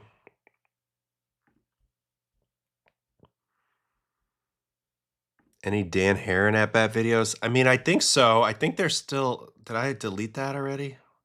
I'll just do it again. I'll just do it again. Hardest hit balls. Get rid of the null metrics. Batter. Ottavino. Seasons. 2012, 2013, 2014, 2010. I got some at-bats in 2010. Let's not forget about that. All right, now we're back. All right, so what was it again? What did somebody want? Dan Heron. Yeah, I definitely faced him in 2010. Yeah, here's Dan Heron strikeout. This is my last career start. Oh my God, video unavailable. You got to be kidding me. What a letdown. Wow, look, Chad Qualls, who was a teammate later. Up, video unavailable. We went too far back in time, guys. These were my first ever at-bats. See if these will pop up. Nope, unavailable. What a sham. What a sham. This guy was scary. Jonathan Broxton. Look at the size of this man beef on the mound. Doors. Man, what a bad swing. What a bad swing. Reminds me of that I'm bad at golf. Ooh, Adam Warren. I thought I hit this ball relatively hard. This was versus the Yankees. No, I got jammed. What am I talking about? And who the hell is playing shortstop for the Yankees? Jason Nix? I don't know who that is. All right, whatever. We'll keep going. Did I notice the Coors effect when I was at the plate? I was just trying to survive. Just trying to survive.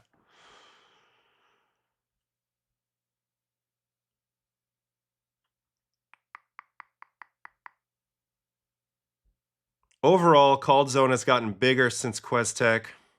Underrated source of strikeouts going up and offense going down. I also think that I really think the top of the zone limit is a big deal. Like if those pitches aren't called that are at the top rail, it's a lot easier to hit. And the fastball extra velocity and vert action and sticky stuff that came in at times wouldn't have had the same effect if those are balls and guys don't have to swing at that. And I think a lot of that's that catchers now set up and then they pancake down when they're trying to frame the top. So interesting stuff to look at.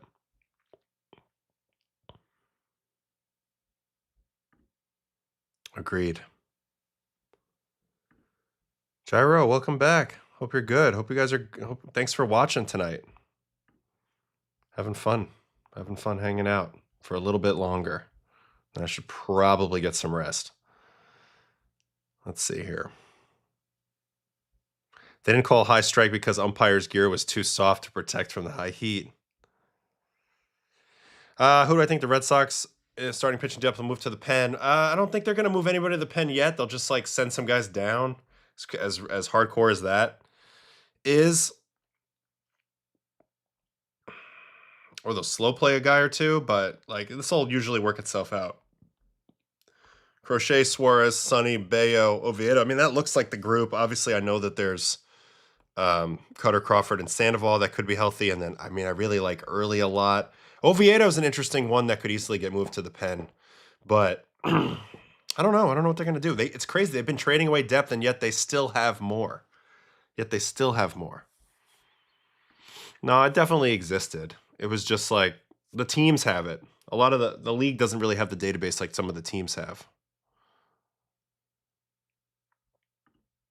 I'm telling you, feelings got hurt in this situation, Maya. I don't know the ins and outs of it, but something happened here that was bizarre. Something bizarre happened here. This is the only move this offseason with the Mets where I was like, this one is bizarre. The Diaz move.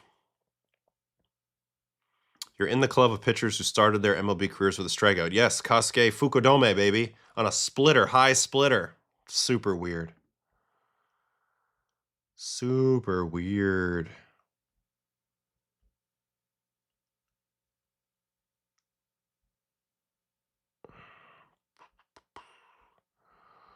What winter? Thanks, Mitch. I like this question. What Winter Olympics event would I choose to be in? So it's like there's some sports that I watch on the Winter Olympics that I think are awesome, like the biathlon, like all the cross country skiing with the shooting. But I'm not an endurance guy, so endurance is out. Downhill skiing is something I'd like to say, but 80 miles an hour on a slope, I'm out. I'm not breaking my leg and shattering it into pieces. So hockey, grew up playing hockey, but that seems like a lame answer. Curling, I don't know if I have the touch for that. What else is there? Figure skating, that's not me. We're running out of ideas. Maybe moguls? I'm going to say moguls.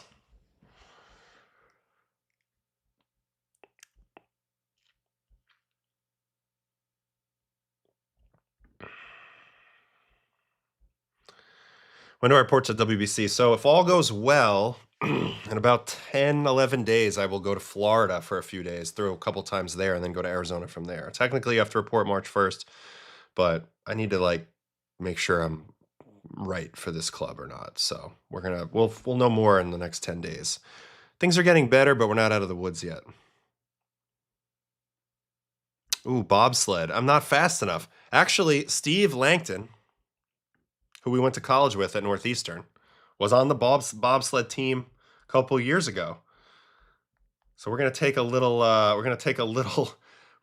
detour to tell you about my buddy from Northeastern back in the day who became a bobsled guy. He ran track at Northeastern. And yeah, you want to see shredded? We're gonna show you shredded. How do I get this picture? This guy is absolutely yoked. Here's one with his bobsled. Look at this guy. Are you kidding me? Are you joking? Most jacked guy I've ever seen without steroids. But anyway, he was on the bobsled team a couple years ago. I don't think he ever got on the main bobsled. You know, they usually have a sled 1, sled 2. This was him at the 2014 Olympics. Little shout out to my guy Steve, Big Steve, age 42 from the pride of Malden, Mass. I know Mitch is in the chat here somewhere. Big Steve, he knows what's up. Yeah, Big Steve, bobsled, baby. Bobsledding, Big Steve, freaking stud. Yeah.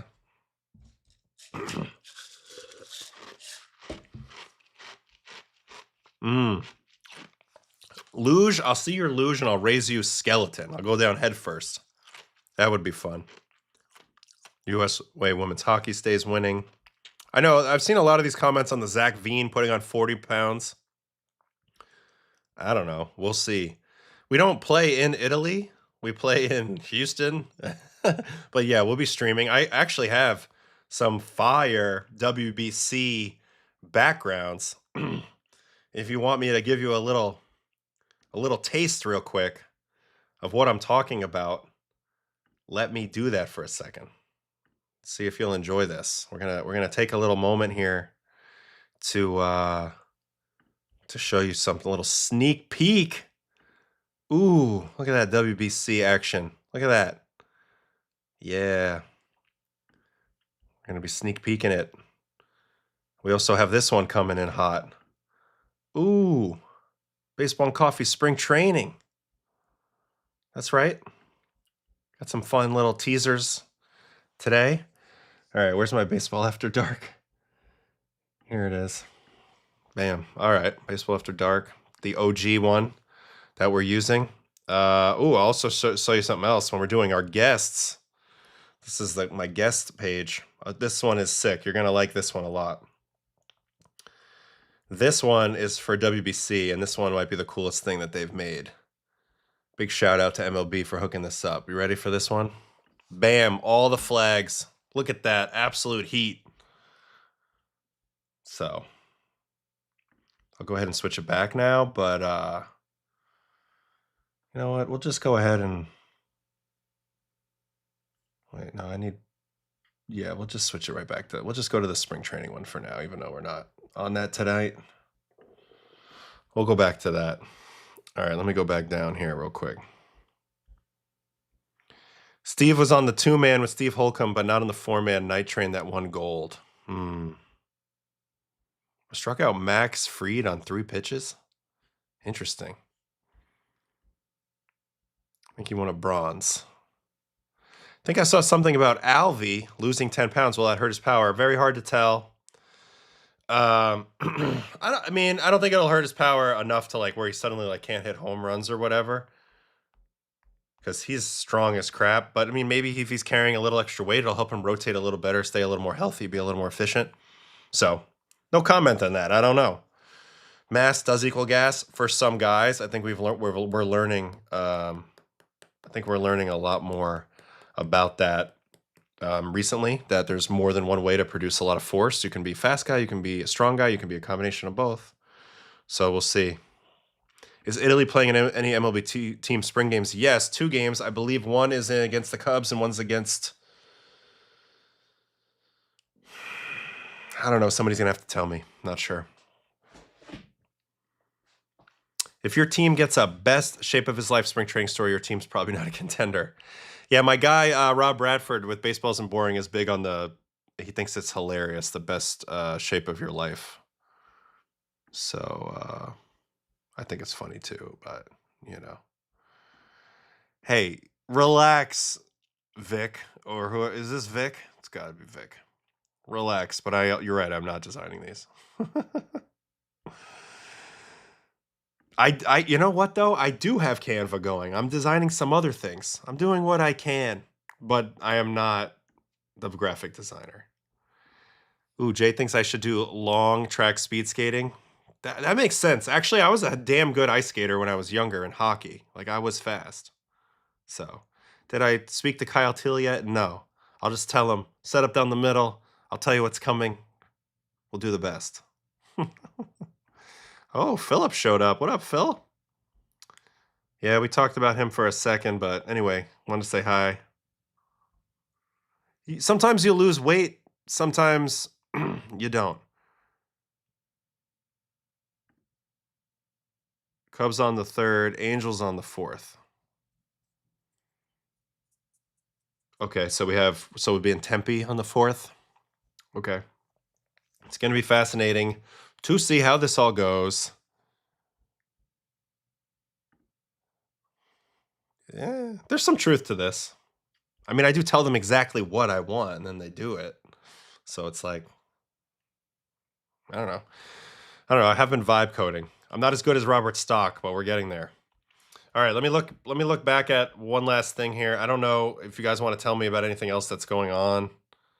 But if there's anything interesting to watch, please let me know before I say goodnight. Let's see what else is here. There was a couple of things. The Dodgers got Evan Phillips back, and then also Kike.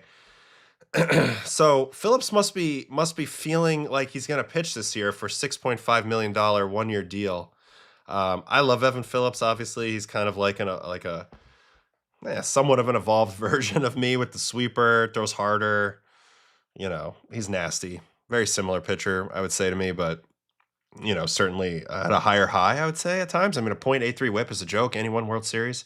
Plus, I like that he's UNC Wilmington, old CAA guy, Colonial Athletic Association. So big fan of him, and hopefully he can get healthy and get back in there. I mean, he only pitched 7 games last year, so they're paying him $6.5. They must think he's moving along pretty dang well. And then obviously we all know about my good buddy Kike that's now back with the Dodgers too. And you know what's great about this? They have nowhere to play him right now, and they don't care. All they care about is that he comes back at the end of the year and he can help them in the postseason. They literally have nowhere to play him right now. There's nowhere. But he's not healthy for a while anywhere, and I think it's great that they know that this will work out and that he's exactly where he should be, and he does belong with the Dodgers. So those are interesting 2 moves, getting Kike back and then Evan Phillips, who is not going to be probably healthy game 1, but he'll factor in, and they'll have the same old crew plus Sugar, which is nasty. Super nasty. All right. My best friend Jared just sent me a text. Why TMNT2 banned the Ninja Turtles weapons? He's sending me a YouTube short. last to look for a can opener. 1990s Teenage Mutant Ninja Turtles movie is low-key one of the best comic movies going. I'll watch this later. We were big Ninja Turtle people when we were younger, especially the video game Turtles in Time. All right, what else we got in here? Did I already talk about Gallen? Yeah, I feel bad for Gallen a little bit. I mean, I do think he's going to bounce back this year and it'll all work out. But I think the league messed up. I think somebody could have grabbed this guy. I know there's a QO. Who cares? Lose a second, third round or whatever. I would have done it if it were me. I'm probably the only one. Fangraphs posted their draft primer. They have Rock's comp as Dansby Swanson. So he was also the #1 overall pick. I mean, I know people are going to poo-poo that. He's a $100 million shortstop, world champion. Hell of a defender. If that's the final end result of Rock Chalowski's career, that would be still a victory, 100%. Of course, we have high hopes, even higher hopes. You're expecting him to, not expecting, but hoping for him to be like a prime Tulo with longevity. But we'll see. We'll see. That's the exciting thing. Nobody knows nothing. You got to earn it. So we'll watch it. They signed Kike so no one else would get him. I don't think anybody. Well, I think he only wanted to be with them, in my opinion. They have an awesome game released in the last year that's Turtles in Time related. Ooh, is it on the Switch? Because I'm a big Switch guy. So that might be the thing. I've been trying to get every banana and every fossil in Donkey Kong Bonanza. We're getting close. Yeah, that's what I do in my free time. I don't know what's wrong with me. We need baseball back. All right, Gallen for the Cubs would have been a nice move. I guess they didn't really bid. I also am surprised, Norm, that they didn't bid. For me, I would have went for it. I would have went for it if it were me. Yep, Tulo was amazing.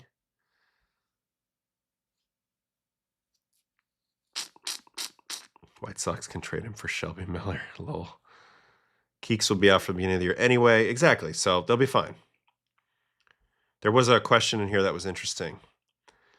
You allowed hits to 6 pitchers. Do you remember any of those at-bats? Okay, yeah, so 2 to Dan Herron.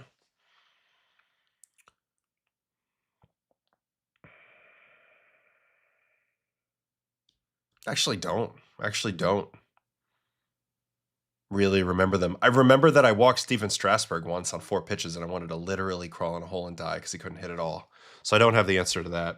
I thought I was going to know more than that. Sorry. How much do state maxes taxes matter? They all matter, absolutely. I mean, even with the Dodgers thing, you see all the signing bonus stuff when guys are from Florida or wherever, so they can get that money paid out to their state where they have no income tax, no state income tax. Like, it matters a lot. All right, we're going to wrap it up, guys. I'm tired. Are you on Yes this season? Absolutely. I will be on Yes pre and post. I'll also be doing 2 spring training games from remote in the booth. That's exciting. Hopefully, I'll get even more games. I'm waiting on some national stuff, so we'll see. It's going to be exciting. And who the hell knows? Who the hell knows what the future lies? But this show will be going, that's for sure. And that will be the fun thing. All right, I think we've done enough today. I'm going to call it. I'm tired. Thank you guys for the stream today. We covered a lot of stuff. I thought it was pretty fun. All right, here's the quick info on the game. 2 on Switch. 1 is Teenage Mutant Ninja Turtles: The Cowabunga Collection, which is a better version of Turtles in Time. Love Turtles in Time. Oh, here's the other hits. Narveson, Heron twice, Para, Hamels, and Worley. That's weird. All right. Lots of fun. Love you guys. You guys are the best. I'll check you guys in the Discord, see what's popping. And we'll be back on Monday. And pretty dang soon, I think we better hit our divisional previews. Maybe I'll start that as soon as Monday. We'll just run through the divisions because before you know it, it's going to be WBC. So we're going to have to lock in on that. And then we're going to have to do more spring training information and stuff like that. So that's probably what I'm thinking. If you have any other ideas, holler at me. I guess I'll work on guests a little bit. I really haven't been trying lately, but at some point I like to have somebody else on. Certainly in WBC, I'll try to grab some people that are performing in that, playing in that, and we'll go from there. So thanks again for everybody hanging with me on both my channel and MLB, and everybody have a great night.